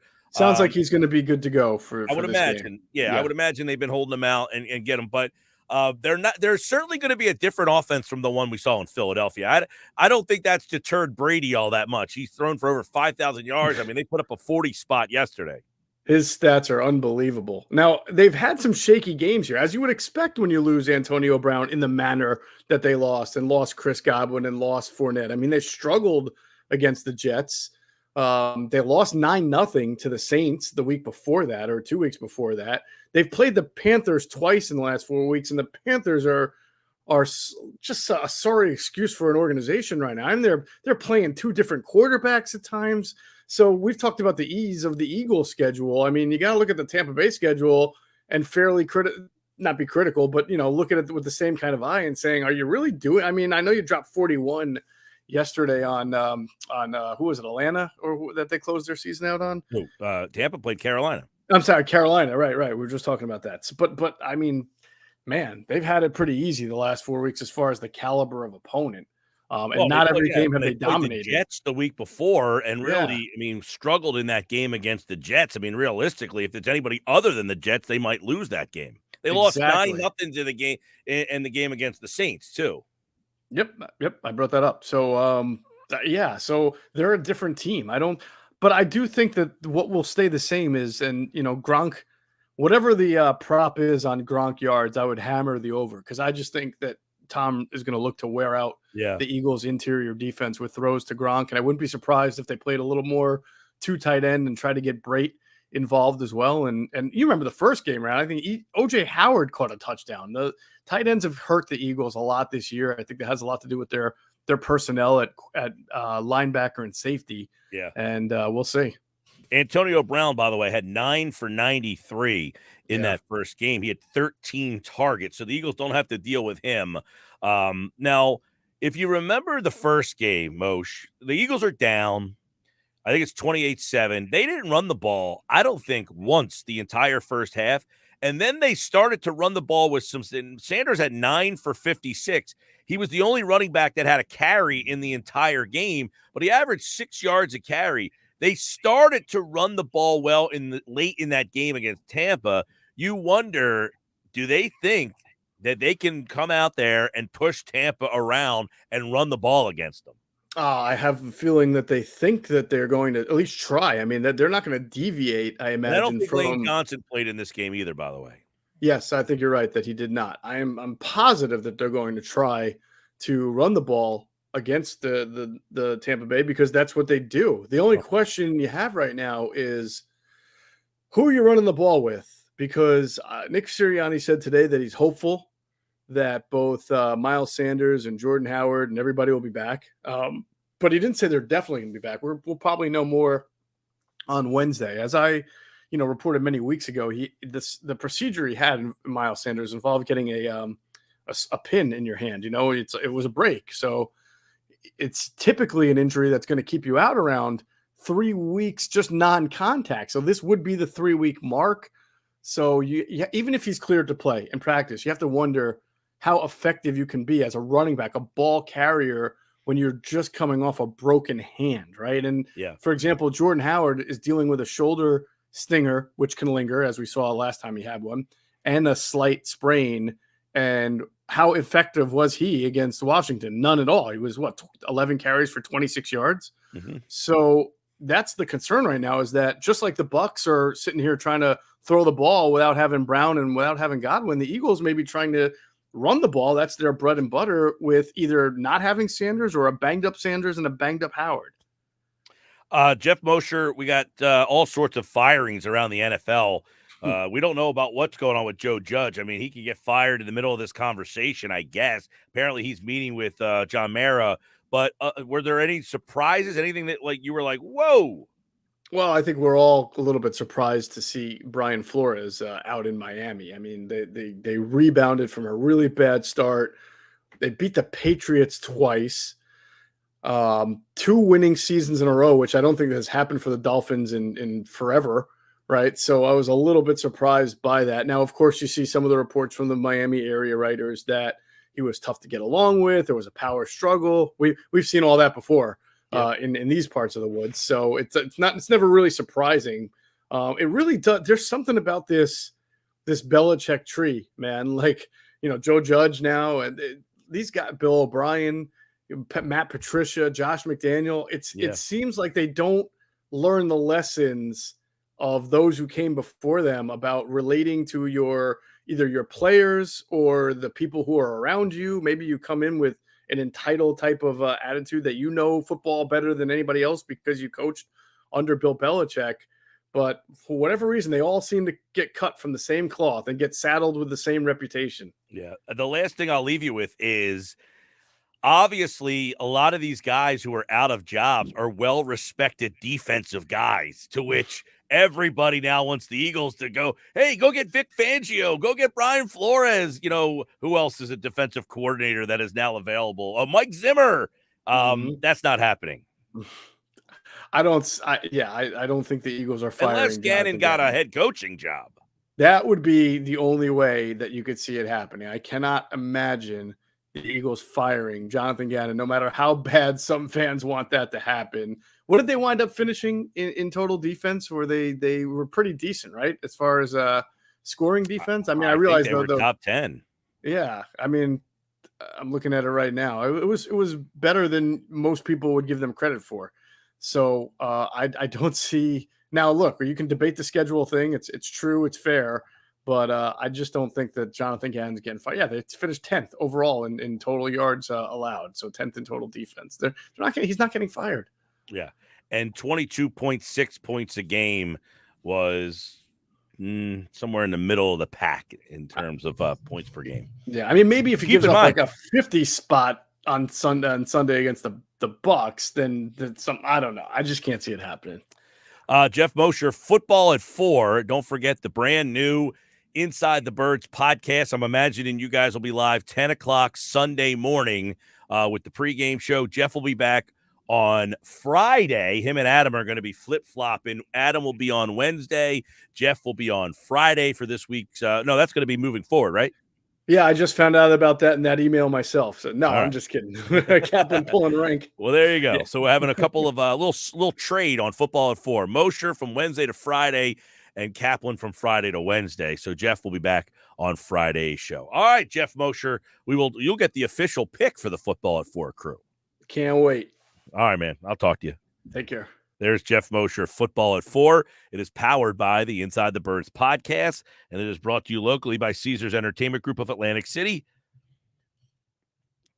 Come experience the ultimate sports destinations all season long. Wild, Wild West, Tropicana, Harrah's Resort, Atlantic City. Book your game day experience today at Caesars.com. When we come back, I mentioned there's a team that could be interested in Ben Simmons. Do they have a match? Paul Hudrick from Liberty Ballers set to join us for our Inside the Sixers plus Grayson's grades today, right around 4:40. Stick around.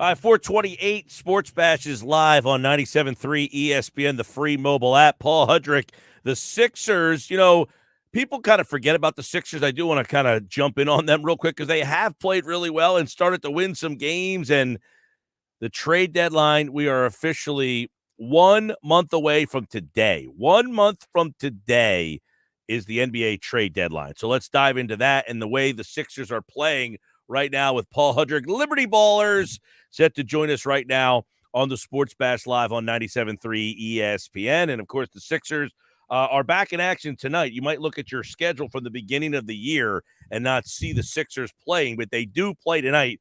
This game was supposed to be January 24th, and they moved it to tonight. I don't know why, if there's any rhyme or reason for that, Paul. But who knew that the Sixers all of a sudden won, like 6 in a row? Here they come. Yeah, 6 in a row. I mean, I think the schedule is clearly playing an enormous part in that when you look at not only just the opponents, but the spacing. As you mentioned, they weren't even supposed to play tonight. They actually weren't even supposed to play till Wednesday. This has to do with that New Orleans game that was postponed because of health and safety protocols. That game was pushed to the 25th. Then this game was pushed back to the 10th. So it just gives the Sixers a little bit more. It's a little bit easier of a travel schedule for them. So really, it's benefited them immensely. Things are just really going their way, Mike. When you talk about guys getting healthy, despite tonight, still no Tyrese Maxey because of health and safety protocols. Shake Milton, Isaiah Joe still out as well. Seth Curry's also questionable, but in general, they've been healthier than most other teams have been. And then on top of that, Joel Embiid is obviously really putting it together, playing his best basketball of the season. So all of those things combined have just led to this really great run. And right now, Mike, don't look now, but they're 4.5 games out of the 1 seed all of a sudden. Right. I was going to say, you look at the standings. I think when we talked last, we thought they were going to jump. They jumped over Cleveland. They've won 6 in a row. They're 2 behind Milwaukee. I mean, they feel like all of a sudden. Let me ask you this. No Maxey, no Milton. How have they been kind of able to keep winning without really a point guard? Point guard by committee. A big part of that, Seth Curry, though, if you look at his assist numbers recently over the last 10 games or so, they're excellent. And his assists to turnovers, he's really finding guys. I mean, again, the lack of a elite opponent has helped. The lack of another point guard on the other side that can really test that. I mean, DeJounte Murray is a very good basketball player, but that Spurs team was just so shorthanded the other night. They had no shot. So I think it's just guys taking on those roles. I mean, whether it's Seth Curry, who I mentioned, Joel Embiid has taken the ball up coast to coast more than he ever has in his career and has done so at a pretty damn high level. Tobias Harris is a guy that you can actually trust to bring the ball up from time to time. Furkan Korkmaz is a player, especially now that he's getting his mojo back a little bit and is starting to hit some more shots and be a little bit more confident. So it's really just been, it's been point guard by committee. And as Doc Rivers, he spoke at practice yesterday. I wasn't there, but I saw some of the quotes. He kind of credited the fact that they don't have a point guard with maybe their offense flowing a little bit more freely, getting the ball up the court faster, catching teams kind of in mismatches with, defenses not being able to pick up guys appropriately. So in a weird way, Mike, I think not having a point guard in a way has kind of helped their offense in some aspects. Crazy stuff. Speaking of point guard, we have 1 month away officially today, 1 month to February 10th for the trade deadline. I don't think there's any, solid changes, but this Atlanta thing, how intrigued are you by the possibility of the Hawks? You can talk about different players around the Hawks. John Collins' name has come up, but their defense is horrible. They're out of the playoffs.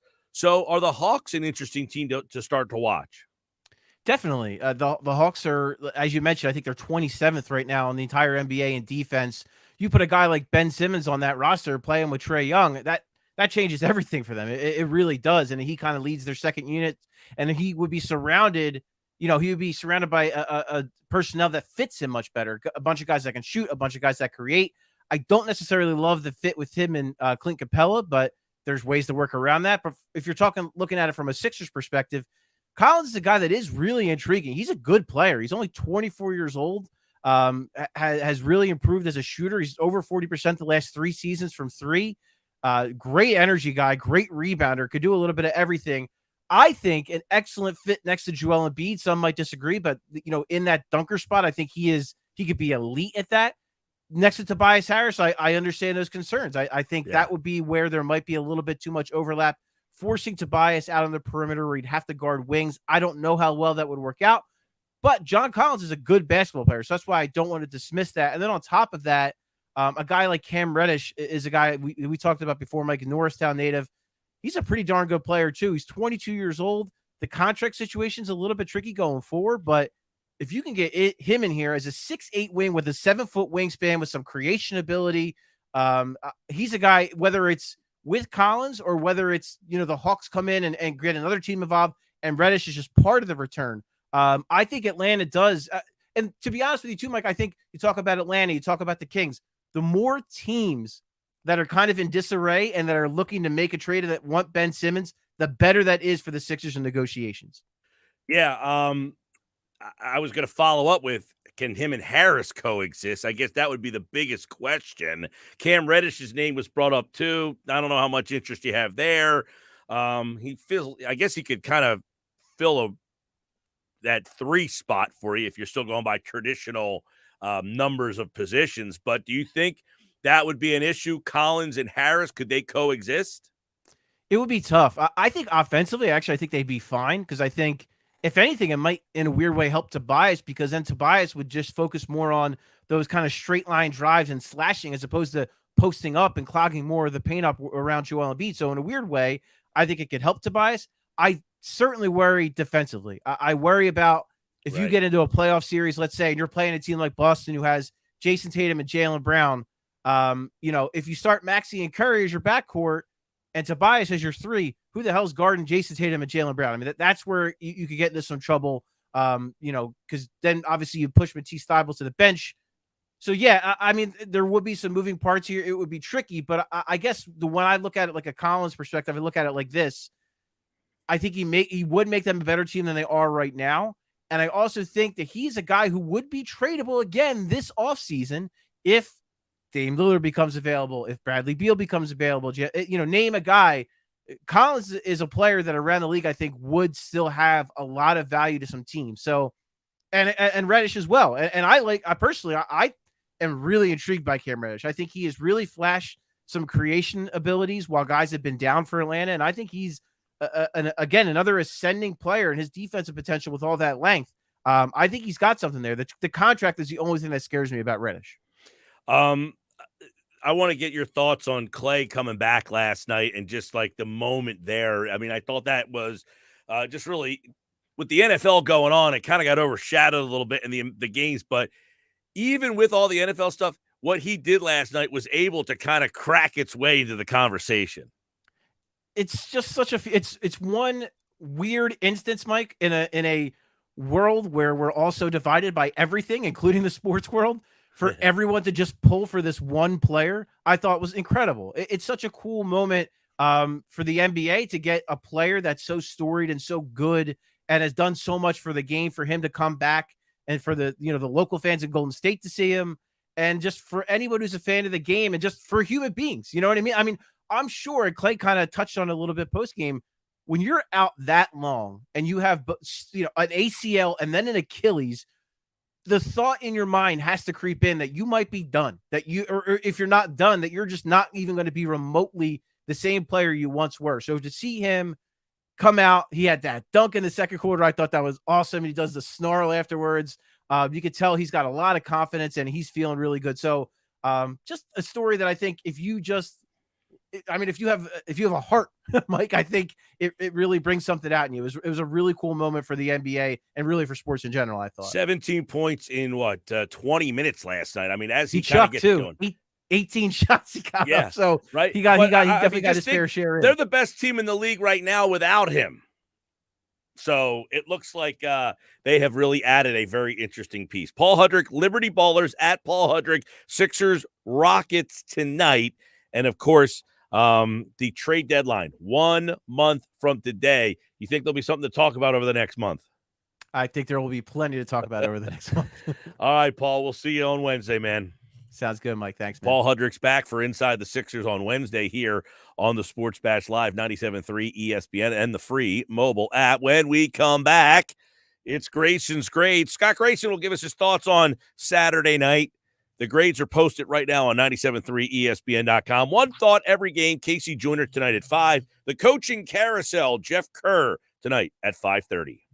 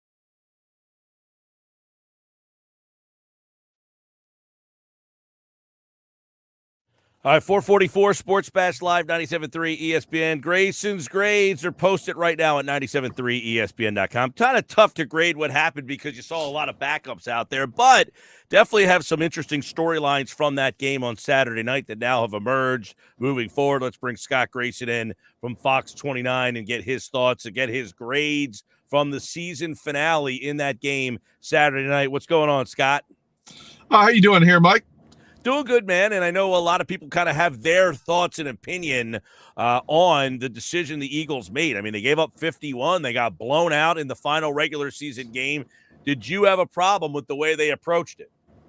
Not at all. I was definitely in favor of it. I'd rather them be as healthy as they could be. I'd rather see Jalen Hurts have as much mobility as he possibly can on that ankle. And by not playing on it, that gives you that opportunity. So I was all for the exact way that Sirianni handled that with all of them all the way around.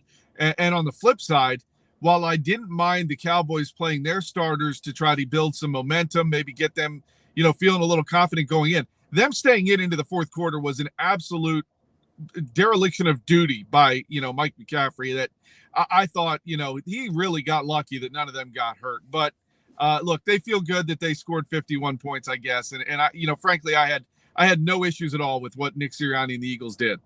Right. And Sirianni's one of the guys you gave an A to. So someone would be reading this and say, you lost 51, whatever. How do you give the head coach an A?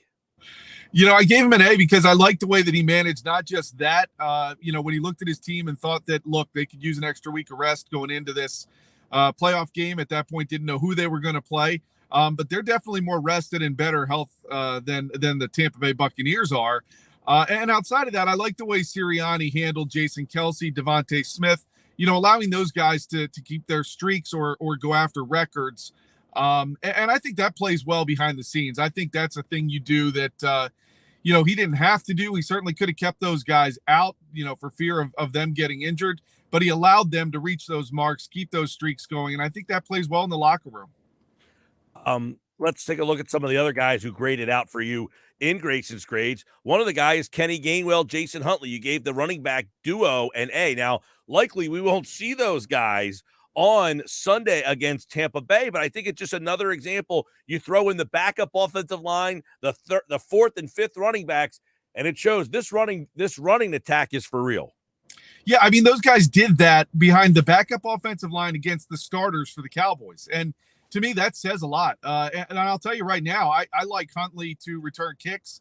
I really liked what I saw out of him in that aspect. And frankly, I wouldn't be, surprised if he got the opportunity to do that on Sunday in this playoff game. I think he showed that well.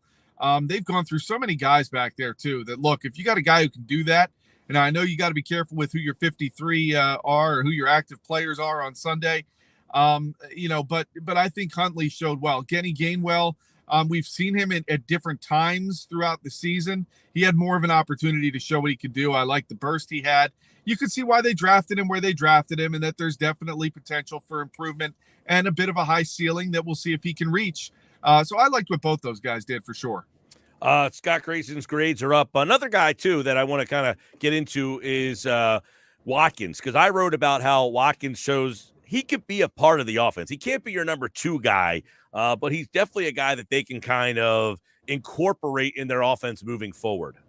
Yeah, I mean, frankly, I'd rather see Watkins running these jet sweeps than Jalen Reagor. The guy has no idea where to turn the ball up or how to even run those kind of plays. He just keeps going and going and going and stringing it out till he runs to the sideline, which makes no sense. Quez Watkins at least makes decisions. I love his burst of speed. We saw it in the preseason. We've seen it every now and then at different times throughout the season. By all means, I am with you. I would like to see him get a couple more targets when they do have to throw the ball.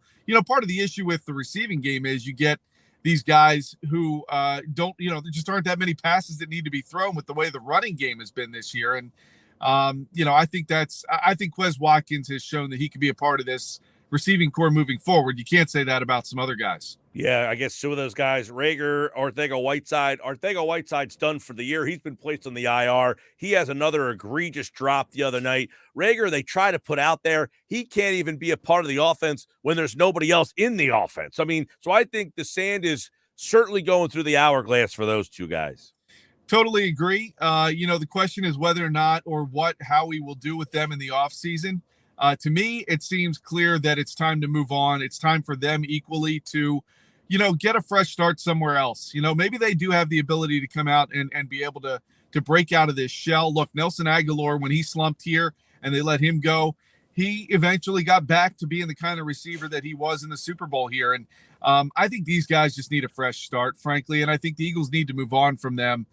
They had their opportunities. They did not take advantage of them in any way in that game. No. And I think it's time to move on from what they've got here. You gave Gardner Minshew a D, and it's not like, hey, let's rip on Minshew here, but I think you saw some of his limitations in the game. I get it. He's playing with a backup off of the line. He doesn't have the full complement of the offense out there, but just doesn't have the arm strength. He doesn't have, he's one of them guys. He's going to look great one week, and then he's going to come back to earth. I know it was a really tough game to kind of judge him on, but I think you saw that he's just kind of an average guy. Yeah, I think you hit the nail on the head.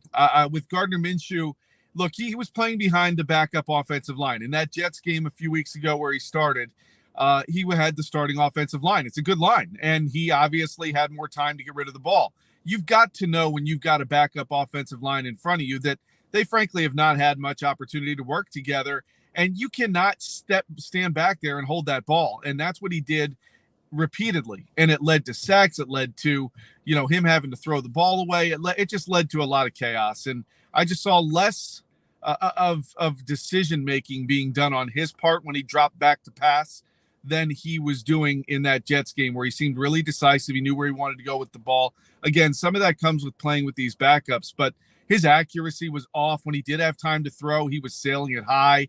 I think we saw what Gardner Minshew is. He can give you a really good game, and he can also give you a bit of a stinker, and that's what you're going to get. And that's why I think he's a decent backup, because he'll get you that 1, 2, 3 starts you might need, but don't count on him as a starter. I actually thought they left him out there too long. At some points, I was like, get him off the field, because you never know what happened in the Eagles playoff game a couple of years ago. They had to go to Josh McCown because Wentz got knocked out of the game. I totally agree with you. I thought the same thing, especially as that got into the fourth quarter. When it was 17-17, we got a game going in the second quarter. That was kind of fun, But as that game got to the fourth quarter, for all the reasons I said about McCarthy leaving his starters in, look, Minshew might be needed. You're right. I mean, Jalen Hurts is somebody rolling up on an ankle away from being out, and you need Minshew to come in and try to keep your season going. So I completely agree with you. They got lucky. Nothing happened to him as well. We move on. Give me your thoughts on this matchup. Now, was this the one? I mean, it was tough because the Rams are, Stafford isn't Brady, but the Rams seem to have more pieces right now. It's odd to say because they're the defending Super Bowl champions, Tampa Bay. Did you have a preference in matchup? This was the matchup I wanted, and I kept trying to talk myself out of it because I was thinking, do you really want the GOAT? Like, are you really careful? Be careful what you wish for here. But I think this is the best matchup for the Eagles of all the possible ones that were out there, just frankly because the Bucs are banged up. Brady, yes, he is the GOAT. He's one of 22 starters that the Bucs have. And, he's got a lack of a supporting cast, frankly. If I'm sitting here as Jonathan Gannon, I'm going, I don't think I want Gronk to beat me. So somehow they've got to devise a game plan that limits what he does against them. I'm not afraid of their running game. I'm not afraid of their receivers other than Mike Evans. So go ahead. Darius Slay, that's your guy. You're going all over the field with him, in my opinion. And if you do those kind of things and you don't turn the ball over with the running game the way it is, I think that the Panthers were doing some things that the Eagles have done with their run game early in that game yesterday, and it was very successful. So, I'm sure the Eagles saw that on film today and said, yeah, we can really run against these guys, control the clock, keep Brady off the field, hit him early, try to limit what Gronk and Evans do against you. And I think the Eagles come out of there with the win. I think this is going to be a very competitive game. If the Bucs win, I don't think they win by more than a touchdown.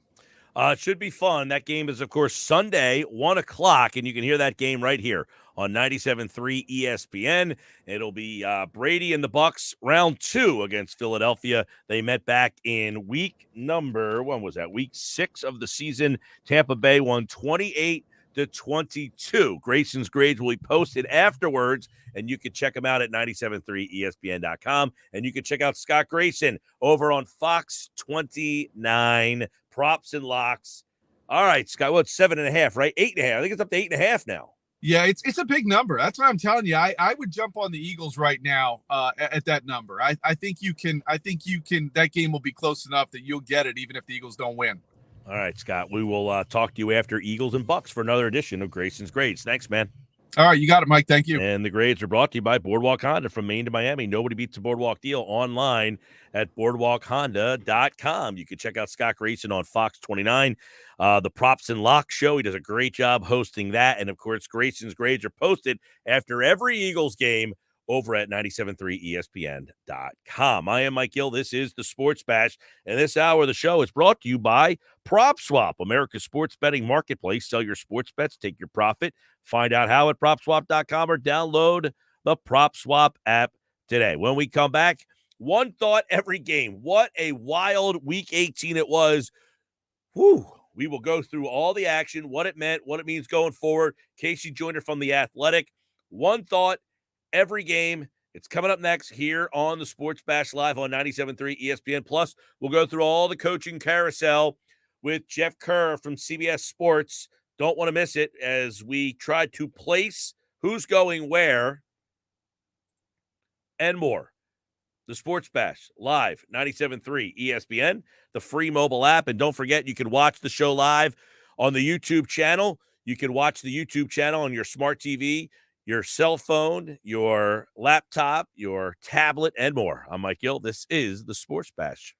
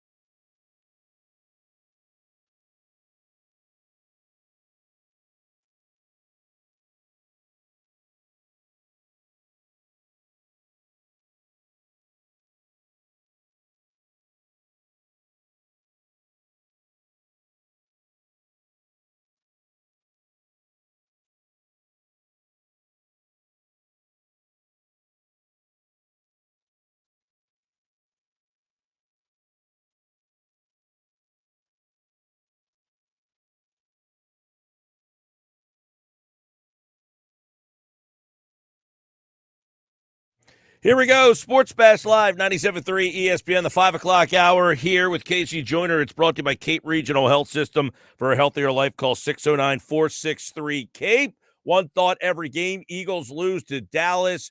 Wild games all over the NFL yesterday. It was a successful Week 18. We're going to break it down with Casey Joyner from The Athletic and the Philadelphia Inquirer. He's set to join us here on the Sports Bash as we take a look back at the final week of the regular season. And then, of course, we've got the playoff matchup set. Casey will be back later on in the week to give us his thoughts on all the playoff action and the matchups when he joins us on Friday. But first, let's take a look back at the week that was. Week 18, a wild situation last night on Sunday Night Football. We'll start in from Saturday and work our way all the way to what happened last night. We had to wait to the bitter end of the final game of the season to set our playoff brackets, but we have them. Casey Joyner, welcome back. How are you?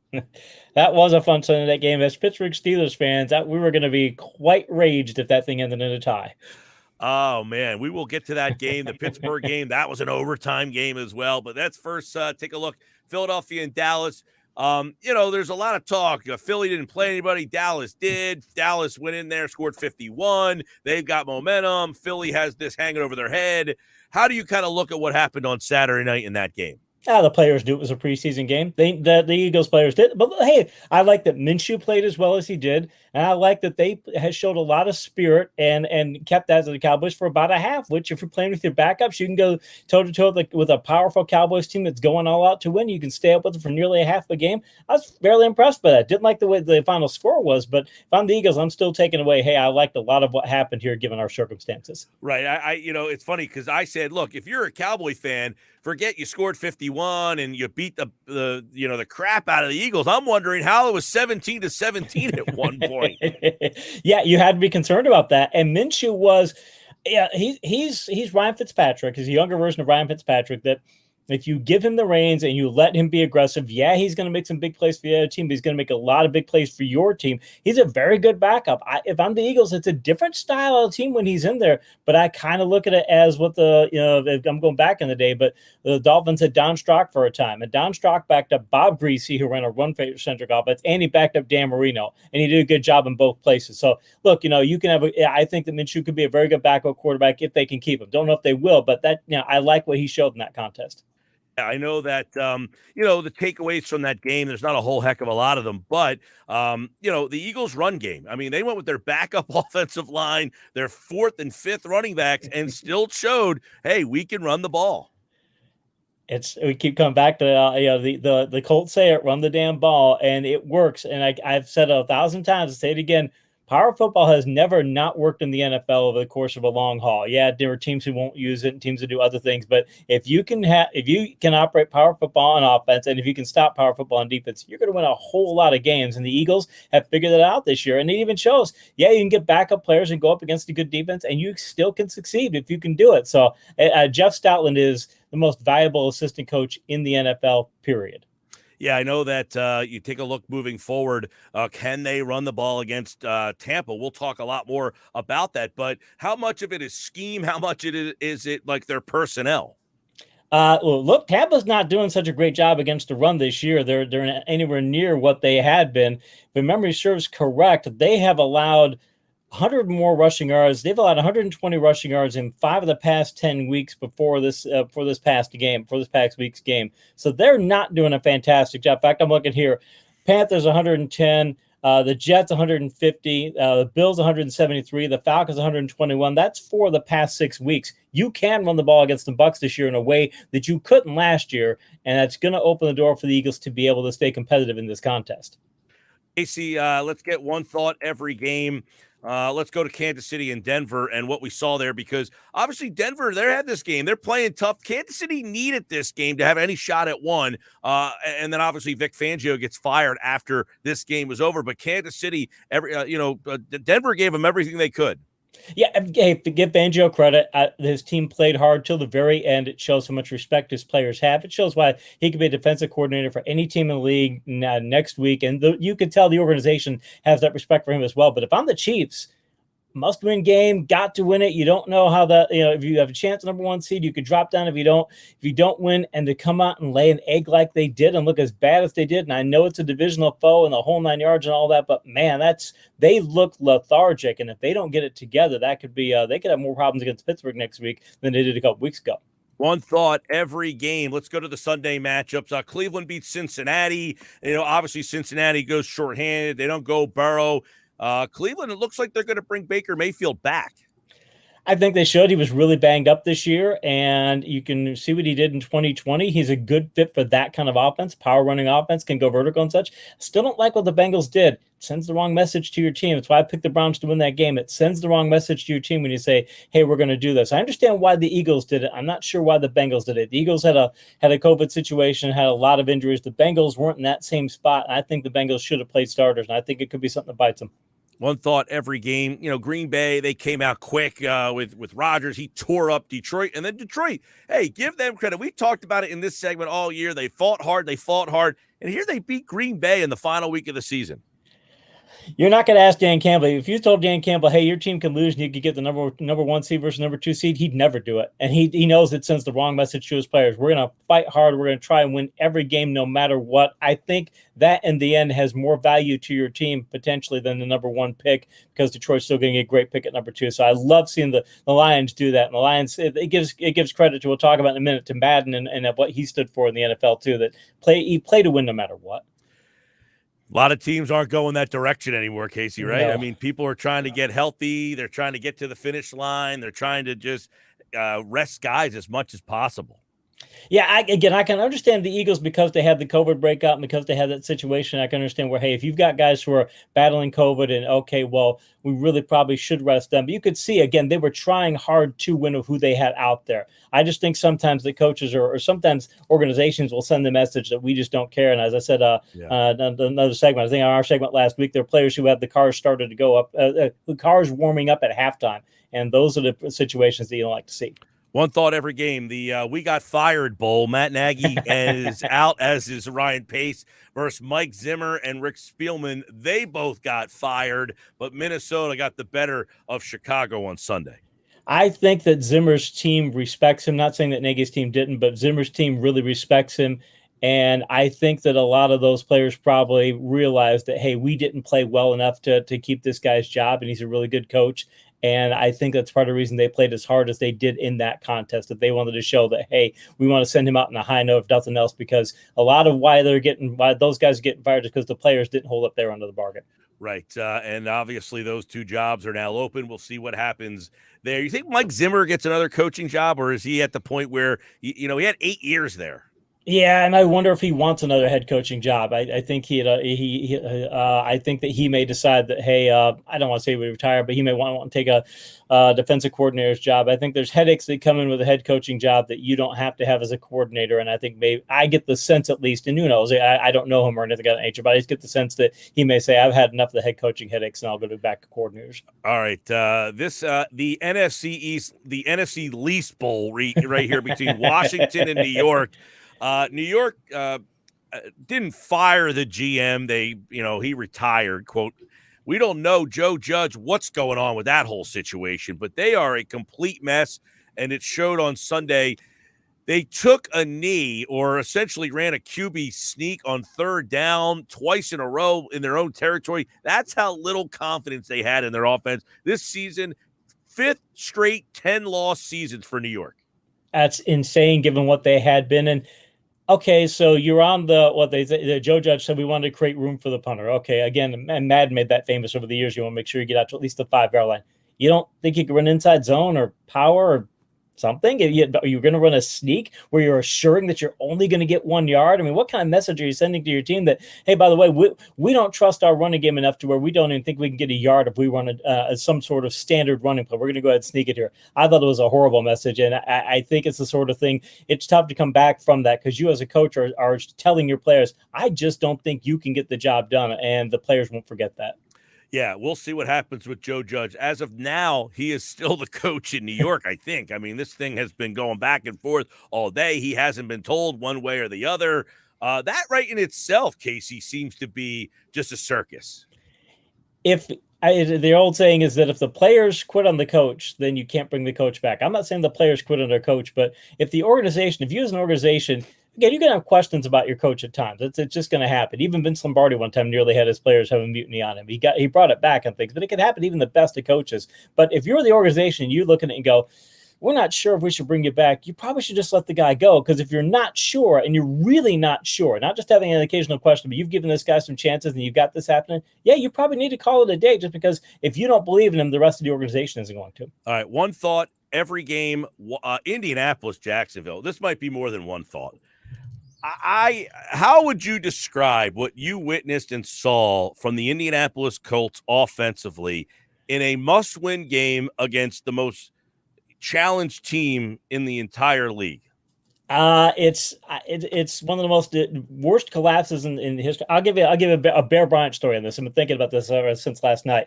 Bear Bryant, when he went to Texas A&M, they had never beaten Texas in Austin, never done it. And it was in the 1950s. They've been playing there like, at a rivalry for like 20, 30 years, never won in Austin. And when he got there, when they played that game, he told his players, you know what, you guys are going to go out and you're going to play the game, and you're not going to go chase the Texas co-eds after the game, because Texas A&M was an all-male school. So we're not doing that. We're going all business here. He wouldn't even come out in the field until they played the eyes of Texas, because he knew Texas did that to intimidate his team. And so we're not doing it. They delayed the kickoff. So he does all this, and his players don't get intimidated by being out there and having a completely different mindset and go out win the game. I think the Jaguars, I think the Colts need to do that every time they go to Jacksonville. They're rattled by going to Jacksonville. That's 7 straight losses at Jacksonville to a team that they outman multiple times over. I think they need to take that kind of approach next year to go, whatever we're doing right now, we need to do something completely different and change our mindset, because this city and this coming here is just rattling us. And I think they knew that going in, and I think they whatever they did do to adjust to it didn't work. What happened with Carson Wentz? He turned into Carson Wentz. You ask him to do too much. He's a counterpuncher. You do not want to funnel your offense through him, especially their offense. They're not great receivers. Pittman's good, but they don't have a great receiving core. You have to counterpunch with them. And I think the Jaguars, they do have a talented front seven, and they can slow you down. And remember, they did it to Buffalo too. They made Buffalo. I mean, Jacksonville, I've been to Jacksonville many times. It's not a city that I particularly care for, to be honest. I've had lots of bad experiences up there, so I can understand getting rattled by that town. But they also have a talented front seven, and they can make you try and do other things. And they did yesterday. In fact, I'm going to change my PFWA MVP vote from Taylor, who I'm big on JT, but I am going to go with Aaron Rodgers now, just because that performance yesterday is just that rattles you. It rattles the team. I think it's something that they're not going to forget anytime soon. The front page of the Indianapolis Star is asking if they could release Wentz, what the cost would be. I mean, here's another organization that is now saying it is time for us to move on from Carson Wentz. And you thought that it would be able to change it with coaching. You thought you'd be able to change it and say, well, I'll put it this way. Okay, hey, by the way, Indianapolis, okay, let's say Gardner Minshew was available. I don't know what his status is, but let's say he was available. Do you think Gardner Minshew would do better on that team than Carson Wentz? If I'm the Colts, I'd be like, yeah, I'd probably take that trade. Well, it's wild. Like you said on Friday, you were going to vote for Jonathan Taylor and what he was doing. And in the most important game of the year, they got away from Taylor and handed it to a guy who has not proven he can handle that moment. Yeah, exactly. And mind you, Jacksonville did something schematically, I think, from what I was watching in the game. I think they did something schematically to force that. But I also think that when you're the Colts, you can't let that team get you. I mean, you might the game plan gets out of there, but until you're down by a couple of scores, you shouldn't abandon the running game. But even if you're the Colts, you shouldn't abandon it no matter what, because you got the MVP in your backfield, or who should be the MVP outside of, again, that game, which was just, it's so rattling. But you can't stop giving it to him. You've got to find ways to make that thing work. And Carson, hey, give Carson a couple passes, make him do some things to get them out of what they're doing, but don't funnel the game through him. And that's what was it? Stephen Holder for The Athletic. He said that he's never seen. He's been covering them for years. He's never seen Frank Reich as down as he was after that game. Just said it's the worst he's ever seen him. One thought every game, Pittsburgh overtime, Big Ben's going back to the playoffs against a banged-up Ravens team. My son didn't even want to watch this game. He was out playing Madden with his friend. He did not even want to see it. Figured, okay, well, we had our big game last week, or he's a Steelers fan and all. But, hey, they come back and do it like they did, and to hit that 4th down and 8 pass, it just shows that he's got – it's good for him. I worry that he's going to have a Marino-like end to his career, though. Marino had the great comeback playoff game against Seattle and then got destroyed the next week in the playoffs. I worry that might be the case this week, but as Steelers fans, to have these two last games and to play like they did, it gives kudos to Ben and the Steelers, because Tomlin, as much as he gets grief for not doing well in analytics and not doing well in challenges, things of that nature, he connects with his players like nobody else that showed up yesterday. One thought every game. Tennessee holds off Houston. Davis Mills over 300 yards, but the Titans get the number 1 seed. The Texans have a quarterback. Davis Mills is the guy. I mean, I bashed on him earlier this year, but he has shown that if nothing else, you want to see year 2 from this guy. Okay, well, let's put some more talent around him. Let's see what we've got. And I just when I see that out of him, and you see and mind you, for the Texans to play as hard as they did, David Culley that's why he should come back for another year too. Give these guys more talent. Give him more talent to where he can where he has better players to work at. Give Davis Mills credit for that. But I give the Titans credit for winning the game, because again, they could have pulled the Colts the way things were going yesterday. But that's more about how the Texans play, because that was a big. I like that effort out of him. He should keep his job. One thought every game. New Orleans did their job, but couldn't get in. Atlanta, 30-20, Saints beat Atlanta. Atlanta's already said we're going to stick with Matt Ryan.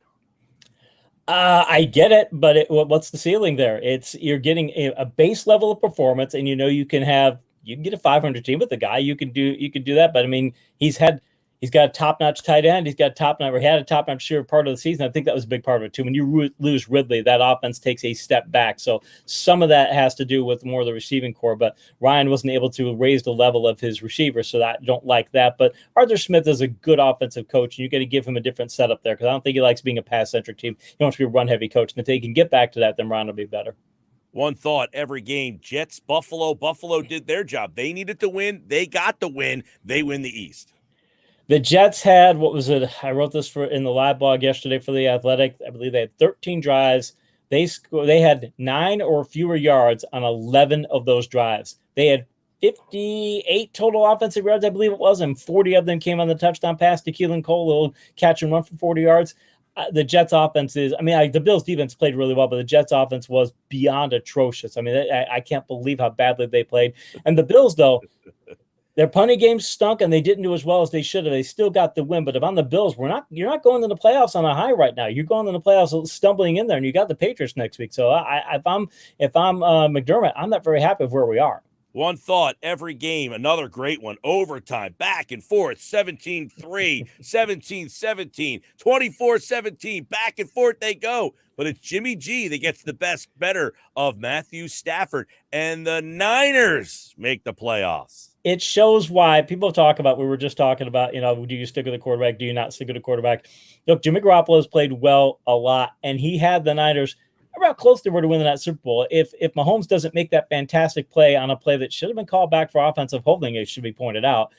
If they don't do that, I mean, Jimmy G might have had a Super Bowl ring already. So he plays that well, and to do what he did under his physical conditions with his thumb being like it is and bringing the team back. It's the first time that the Sean McVay team has led at halftime and not won. I mean, that's how big that was. And the Niners had the Rams number too. The Rams just don't handle punching them out very well. And as that game progressed, the 49ers started punching them in the mouth pretty hard. So if I'm the Rams, I'm worried about that, because there's a lot of power football teams, and they don't fare well against them.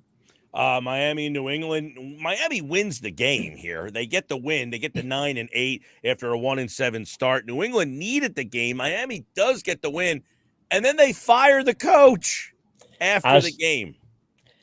If you read the reports, there's a front office battle, and it's a battle between him and the general manager, and the general manager won. And in fact, Peter King was talking about how there's how the general manager is, how the owner of the team he doesn't live down there, so he can only get things remotely, and he probably has more interactions with the GM. When a coach can bring a team back like that, and again, he's got Belichick's number. He can go toe-to-toe with Belichick. How many coaches can say they can do that? And you're in their division, and he gives you back-to-back winning seasons, and you send it to the curb. I don't like the way the Dolphins handle things, because that's not a situation where you should fire a coach. You should make your GM and coach work together, because you got a good coach, and ones like that are hard to come by. Mind-boggling. Okay, he has 2 winning seasons in 3 years. They have 1 winning season in the 10 previous years. They tanked on purpose and drafted the wrong quarterback, and he still somehow has won 19 games in the 2 years after you tried to lose on purpose with the wrong quarterback. I don't get it. Like, to change the culture takes time. He was changing the culture, and it's as if the ownership said, you know what? We don't like the fact that the culture is changing. We want to stay crappy. I think that they probably got mad at that early in the midseason when they were so bad. The fans probably started checking out and not going to the stadium. I think that might have been part of it too. You thought you were losing fan interest, but the fans, hey, look at how they were yesterday. They were fired up for that contest. They weren't wearing clown uniforms to the game like the Jaguars fans. They're actually showing up and pulling for their team. So I think some team is going to be very fortunate because they're going to get Brian Flores. Some organization like, hey, put Brian Flores in New York and give him a good GM and see what he does. One thought every game. Seattle wins again. They won 51 points last week, 38 this week. Arizona had lost 3 straight. Then they go to Dallas and beat them. Then they go right back to leaking oil. They do, and they've got problems defensively and offensively. It's problems across the board. They say that about Kingsbury's teams that they don't play well late. That his teams just don't. They run out of gas. I think he needs to address that in the offseason, regardless of what happens to them, is, hey, do we need better conditioning? Do we need better? What do we have to do to make sure that this doesn't happen to us? Because part of it's injuries. You can't lose J.J. Watt. You can't lose DeAndre Hopkins. They've lost their running backs. You can't lose those players and not have problems. But it's more than just losing a couple of players. This is a team that's running out of gas. And give Seattle massive amounts of credit because it may be the last time that you have the quarterback, GM, head coaching trio together there. But, hey, they went out on a high note. One thought every game. Carolina, Tampa, Brady blitzes them. I mean, Carolina not competitive in this game. Brady, hey, they're losing weapons. They put 41 up, and Brady has one of the best years he's ever had. He's 44 years old, for God's sakes. If I wasn't going to give the MVP vote to Rodgers, it's Brady. And it can still make a case that it should be Brady as opposed to Rodgers just because of how well he's played. And he has all these problems. Remember, they had running back issues too. I mean, he's got problems all over the place. And Carolina's a bad team, a really bad team. It's amazing that, trade out Matt Rule for Brian Flores. Hey, you'll get a coaching upgrade there. But, I mean, it says something for Tampa to be able to play that well with that many people. It speaks to the greatness of Brady. They're going to have to try and win by shootouts, though, I think, in the playoffs, and that's going to be tough. One thought every game, the Sunday Nighter was a classic. I mean, I thought Dan Fouts was out there against, the Snake. You look at that one, back and forth they went, and then it looked like it was going to hit a crawl, and they just were going to acquiesce to each other, all right? It's almost like in college basketball when you want to get an extra bid for your conference, so you let the other team win because you're already getting in. Like, let's get 2 compadres, 2 AFC West guys, get them in here. And then Staley calls timeout, and Bisaccia was like, oh, okay, you want to play it like that? Well, then screw you. I mean, what a game last night. It's so appropriate. The Raiders Twitter feed said it's not just tie, baby. It's just win, baby. Yeah.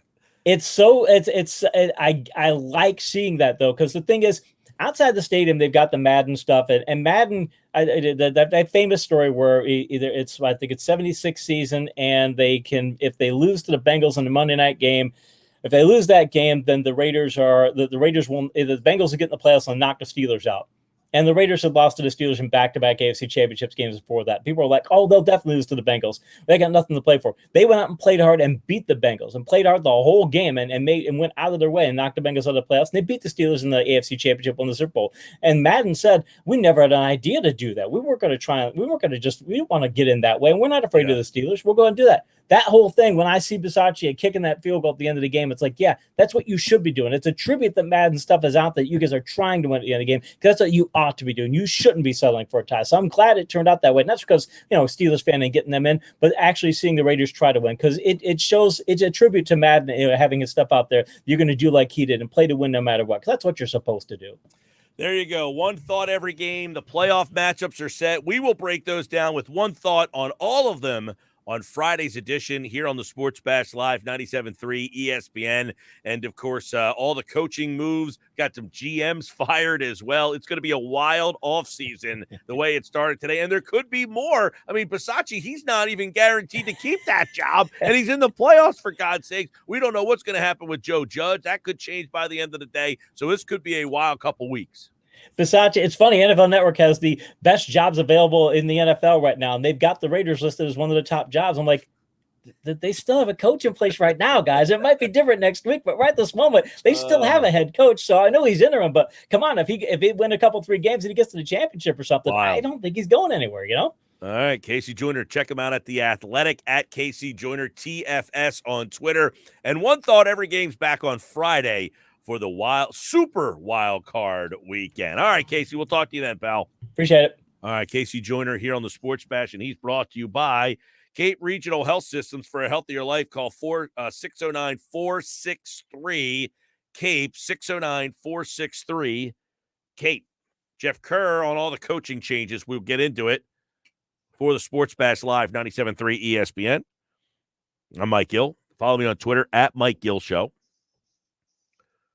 You can watch the show live each and every day on our YouTube channel. Get the YouTube app on your phone or YouTube on your smart TV, and you can watch the show live here on the Sports Bash each and every day.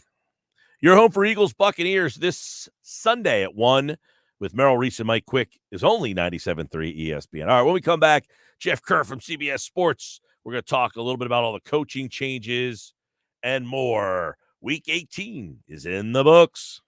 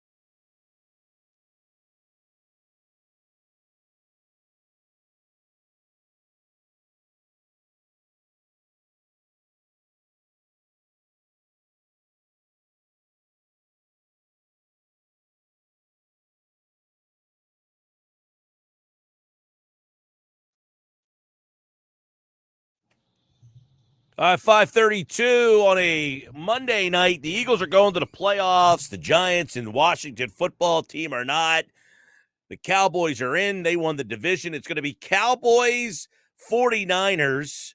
I don't know. How do Cowboys fans feel about that? Was that the matchup that you would prefer? I feel like some of the Cowboys fans, they're typically not that bright. They lost to Arizona 2 weeks ago, so they were like, we got to try to avoid Arizona. We don't want to play them again because they just beat us. When really Arizona was the team you wanted to play. You should not have wanted to play San Francisco, I think, if you're Dallas. They moved up to the 3 seed by beating Philadelphia on Saturday night. Let's bring Geoff Kerr in from CBS Sports, the coaching carousel, week 18. The drama was thick. Geoff Kerr, what is going on, man?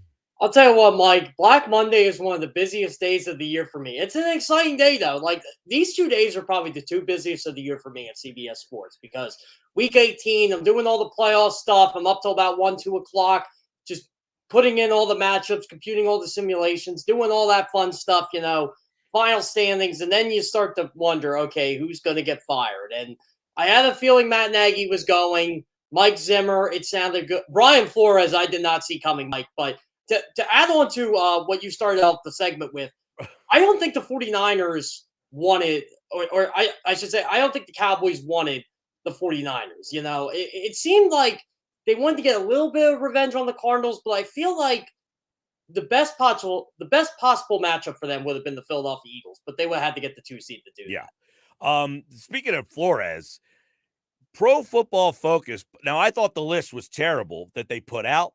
But they put out a list of 8 candidates for Coach of the Year, and Flores was on the list. He got fired today. It's preposterous. I mean, they've had 1 winning season in 10 years prior to him.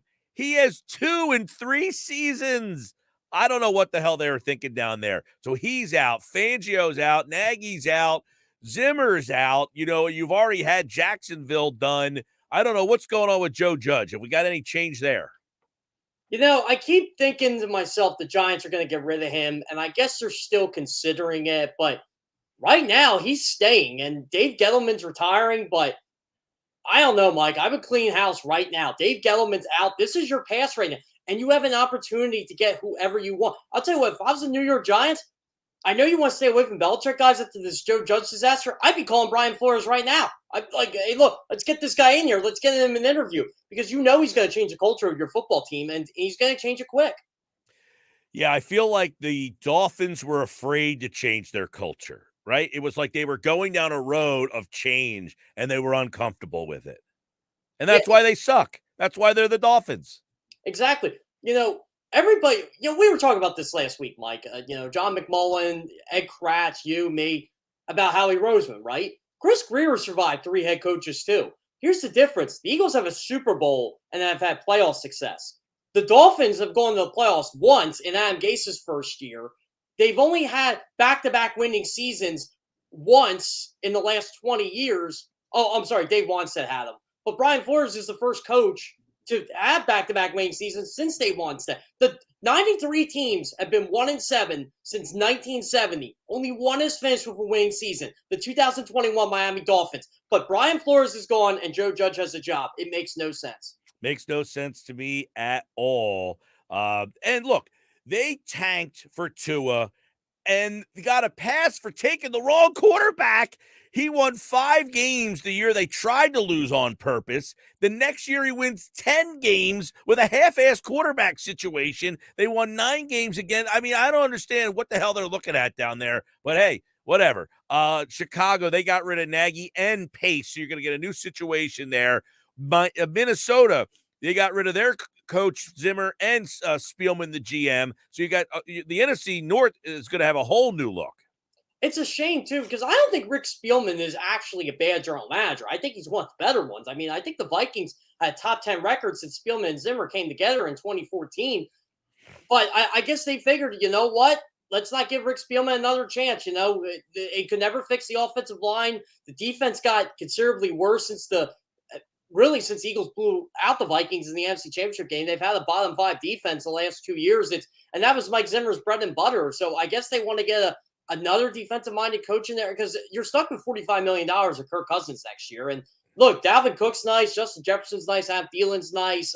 You're going to get Irv Smith back, but you got to fix that offensive line. I think that what the Minnesota Vikings need to do is get better in the trenches. They just have not been able to do that. And everybody likes to rip on Howie Roseman for passing on Justin Jefferson. Well, guess what? The Vikings, you know what the league laughs at the Vikings for? They can't draft an offensive lineman to save their life nor develop them. Big time. I mean, I said, look, Justin Jefferson, drafting skill players in the NFL is for fantasy football. Drafting offensive linemen is where you win. Justin Jefferson is breaking records. He hasn't been to the playoffs one time since he has been entered into the league. And Jalen Reagor, who stinks out loud, is going to the playoffs. It shows you, again, for all these people that talk about, you got to get wideouts. You got to get wideouts. You need an offensive line to those wideouts. Now, Jefferson is breaking records. I can't imagine what he would do if they had an offensive line there. Well, that's the thing. And this is where I will defend Eagles fans for the whole Jefferson over Reagor thing. If you would just turn around, instead of ripping Howie Roseman, just say this. How much better would the Eagles be if they had Justin Jefferson? Oh, no, there's no doubt. Look, I'm not suggesting that. I'm not suggesting that you should be okay with them making the mistake. Yeah, but the whole fire Howie Roseman for, it's atrocious when you got Jordan Mailata, Dick, Jason Kelsey, Brandon Brooks' guys. I mean, look, these guys find diamonds in the rough. They're finding more diamonds in the mine than the Seven Dwarves did, Mike. It's unbelievable how they're able to develop offensive line and defensive linemen. Really, Josh Sweat is turning out to be a really good pick for them. Milton Williams looks like a ball player right now. TJ Edwards, an undrafted free agent who really only Jim Schwartz seemed to like, but Howie Roseman listens to his coaches. But yeah, you're right. How much better would Justin Jefferson and Kirk Cousins had a tremendous year and was pressured constantly because he gets rid of the ball quick. That's what disguises the whole Vikings offensive line and their problems. But the Vikings had the Eagles offensive line, but that offense, they would have 12 wins right now. The Indianapolis Star has an article asking what it would take to get out of the Carson Wentz contract. Boy, I got to say this, Mike. How did you smile yesterday a little bit? Did you kind of, chuckle like over Carson Wentz and those failures, or did you not care? Look, I don't hate Wentz. It's unfortunate what happened. It's unfortunate with what happened here. The hate for him, I think, is a little much, but I think a lot of us who thought that he was the guy, to me, he was a guy.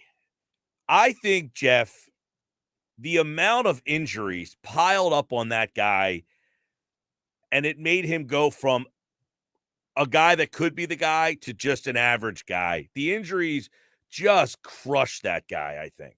And that was my argument with Carson Wentz for years. It was everybody wanted to bring up 2017. That's great. He tore his ACL, he tore his MCL, had the back injury, had the concussion. A lot's happened to him. He is not the same football player. And I watched every Colts game this year. I've watched every episode of Hard Knocks.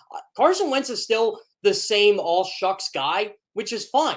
But he cannot escape the pocket. He can't run. And that was I think part of it.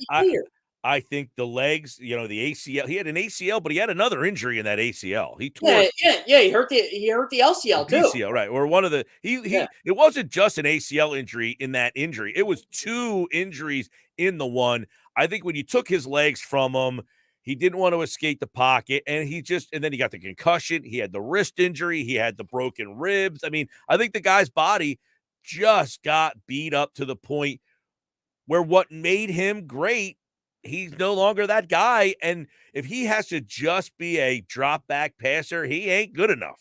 Yeah, he's a game manager. And, he's been a game manager all year. Everybody wants to point out 27 touchdowns, 7 interceptions. I'm like, well, I'll give you a statistic. He had a 101.3 passer rating in the first half of the season. It was 80.2 in the second half. He got worse, and Jalen Hurts got better. And I think you got to give the Eagles front office a lot of foresight. Even though Carson Wentz wanted out, I don't think they really wanted to get rid of Carson Wentz that quick. But they said, you know what? You're a declining player, and we're going to get what we can for you right now. We're talking with Jeff Kerr from CBS Sports, man. There's so much out there. that is going on. We're going to be keeping our eye on the coaching carousel all throughout this all season. Obviously, how about the game last night? All right, what is your take on the game last night? The way that thing finished. Give me your thoughts. Play for the tie. I was all on board. The analytics guru in me says play for the tie and kick the Steelers out, but I kept saying to myself, the Raiders, their mantra is just win, baby. How can the Raiders play for just tie, baby? But they were playing for the tie. And Brandon Staley made a couple bonehead moves in that game. And the timeout isn't one of the biggest ones. Going forward on 4th and 2 from your own 18, which he's done this year. We've talked about this. Everybody seems so shocked by it. He's done. His over-aggressiveness has cost this Chargers team time in and time out all season long. I don't even think he looks at the analytics. I just think he says, I got Justin Herbert. I'm going for it. Okay, so they get to overtime here, and then there's this whole thing. Are we both going to acquiesce here? Are we going to let this run out? Staley calls timeout. Your thoughts? I am like the move. And I do buy what he says. He wanted to get the right personnel on the field, which is fine. But I think the Raiders are totally fine with, we're just going to hand the ball to Josh Jacobs. We're going to call it a day. And then I think he called the timeout. And I think Rich Bisaccia and Derek Carr said to themselves, you know what? Let's go win this game. He thinks he's smarter than us. Let's go win this game. And Josh Jacobs had the run of his life. You know, Josh Jacobs has been really good for them this year. It doesn't seem like they give him the ball as much as they should, but he had the run of his life. And that's not Daniel Carson, who's been really good for them this year. And I just said, you know what? That's what I don't get about the time. I don't think the timeout affected it from an analytical standpoint because it was only 4 seconds. But the Raiders are going to round out that call because they were in the playoffs anyway, regardless of what happened. Both teams were, right. And I likened it to the NCAA tournament or the conference tournaments when one team is definitely getting in and there's a team that makes a run to the final, and if they don't win the game, they're not getting to the tournament. So it's almost like, hey, let's get another team from our tournament in, our conference in, so it looks better. And I used to call that the Jay Wright theory, when he'd either lose in the first round of Big East tournament and give it an extended time off, or he'd just win the whole thing. Right, so that another team that wasn't going to get in had the shot to get in. And it was almost like the Raiders were like, hey, let's get in together here. Okay, I can't believe, because people were talking about doing 0-0 knee, and this game's 32-32. I mean, at one point, I don't know if you saw Schefter tweet, all right, looks like we've lost the tie, because they were at 12. And it's like, how are you getting 12? How are you tying? By the way, here's one for you, Mike. Do you follow the scoregami thing? Yes. I'm obsessed with it. We never had 32-32 final score. I'm like, I want the scoregami. Forget about the tie. And we had a scoregami on Saturday night. Yeah, we did. I wrote about it. I'm like, we got one. We got scoregami 51-26. It's funny because if the Eagles would have kicked the extra point or converted to 2, there wouldn't have been one. But speaking of this whole tie thing, the Pittsburgh Steelers almost died Sunday too. They almost had 2 ties in the season. When was the last time there was 2 the same team tied twice? I don't think it's been since they instituted overtime. All right. I was going to say, I don't remember ever having a team with 2 ties. Yeah, they instituted overtime in 74. I don't think a team's tied twice in this. It's happened in NFL history, but I don't think it's happened since overtime started. And, Jeff, we now know the Eagles will draft 15th and 16th definitively unless they make a trade, and they currently have the 19th pick. If they lose to Tampa, they will hold 15, 16, and 19. If they beat Tampa, that 19th pick will then move further down the first round. Boy, what a haul. I don't think they're going to keep them all. Honestly, I mean, it'd be nice if they kept 15, 16, and 19, but I feel like they're going to pilferage one of those picks and try to get another first-round pick next year. And, just in case they have an insurance plan, say Jalen Hurts just regresses to, below the mean next year. Then how many – the Giants are picking what? I think it's 5 and 6. So they're going to have 2 picks in the top 10. Do you take a quarterback if you're them, or do you already saying, hey, we're committed to Daniel Jones? I mean, obviously we're going to have a lot of draft talk along the way, but to have 2 picks in the top 10 like that, it's got to be it's going to be interesting to see what they do, because that's the thing. There's not a quarterback in this class that you really are like, hey, let's get one. I think that's one reason for them to trade down. I mean, you can make your roster better this year if you want, and then I don't think they're going to be good next year either, so that could help them. But it's crazy. They need help at wide receiver. They may need a running back. They definitely need offensive line. Their defense is aging. I mean, I think if Kenny Pickett's there, you would have to be intrigued by it, but I don't think it hurts them to draft a quarterback at 5-6, but next year's quarterback class is probably going to be better. I mean, it's a tough position to be in when you're that. I saw the trade point charts for valuation. I think the Giants are 1 and the Eagles are 4, so it's pretty good. Last thing with Jeff Kerr, and he'll be back Wednesday. We'll talk more about the matchups, but of the matchups, Vegas, Cincinnati, New England, Buffalo. I mean, that's a juicy I can't one. wait for that game. Philly, Tampa, San Francisco, Dallas, Pittsburgh, Kansas City, Arizona, LA. Which one, if you could only pick one to watch, is the one you like most? I think Buffalo, New England, honestly. I love I'll say this. The two matchups I love the most are the divisional matchups. So you're going to get Buffalo, New England, which, again, that was a crazy Monday night game to begin with. It's going to be cold. It's going to be on a Saturday night. I think Josh Allen can light this Patriots defense up. I think Buffalo has finally established an identity with the run game. But New England is New England, and Bill Belichick's Bill Belichick. So I think it's going to be a really intriguing matchup, third time they see each other this year. And obviously the Rams and the Cardinals, they've seen each other twice this year. The Cardinals are slumping a bit, but so are the Rams. So that's an intriguing matchup on Monday night. The divisional matchups are always one. Honestly, Mike, you know what the worst matchup of the weekend is?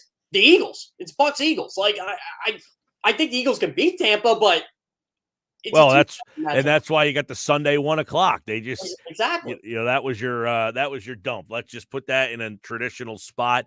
Obviously you got the Monday night game this year. That's a little different. That's a good one. Arizona and the Rams.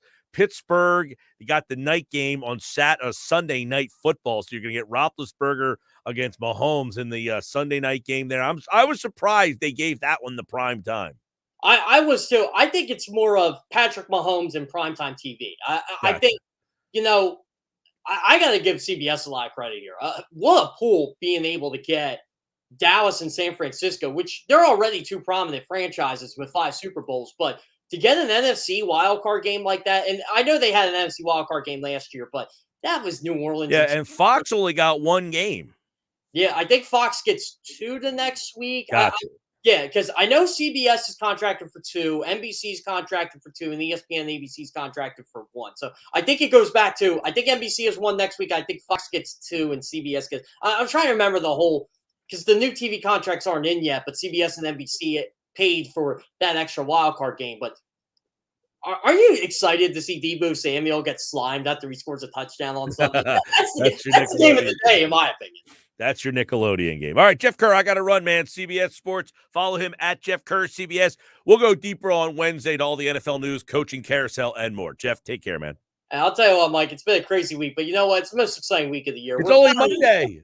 What's that? It's only Monday. It's not a crazy weekend. It just started. Oh, the crazy week for me started on Friday. I was all week 18 up, and now I'm all wild card. All right, we'll talk to him Wednesday. Jeff Kerr's appearance is brought to you by the expert solar team of New Jersey, EMT Solar Roofing, Solar Guardian. Start your solar journey today. Learn more. Visit ESPNsolar.com.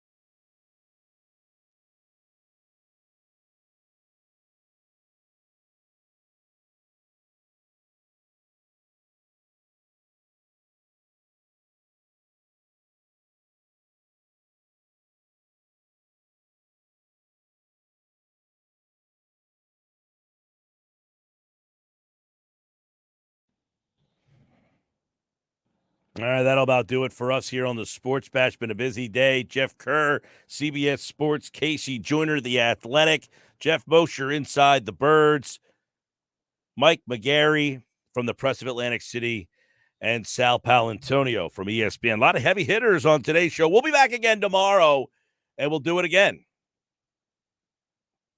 We'll get you ready for all the NFL offseason news.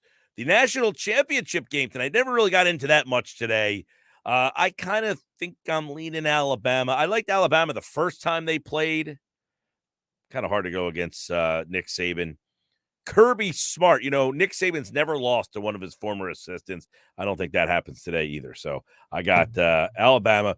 Josh has Chris Franklin tonight at 6:20 on game night, and I'm sure he'll give you some deeper thoughts on the national championship game. That's coming up next. I'm back tomorrow at 2. Have a great night, everybody.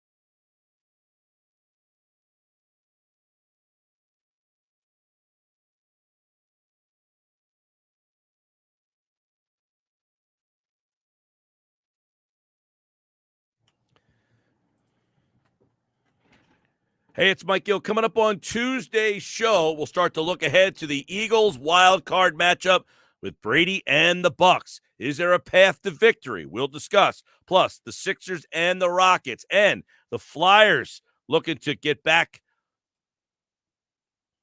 And the Flyers looking to get back into the win column with Carolina coming to town. All the NFL wild card matchups and more. It's all Tuesday on the Sports Bash.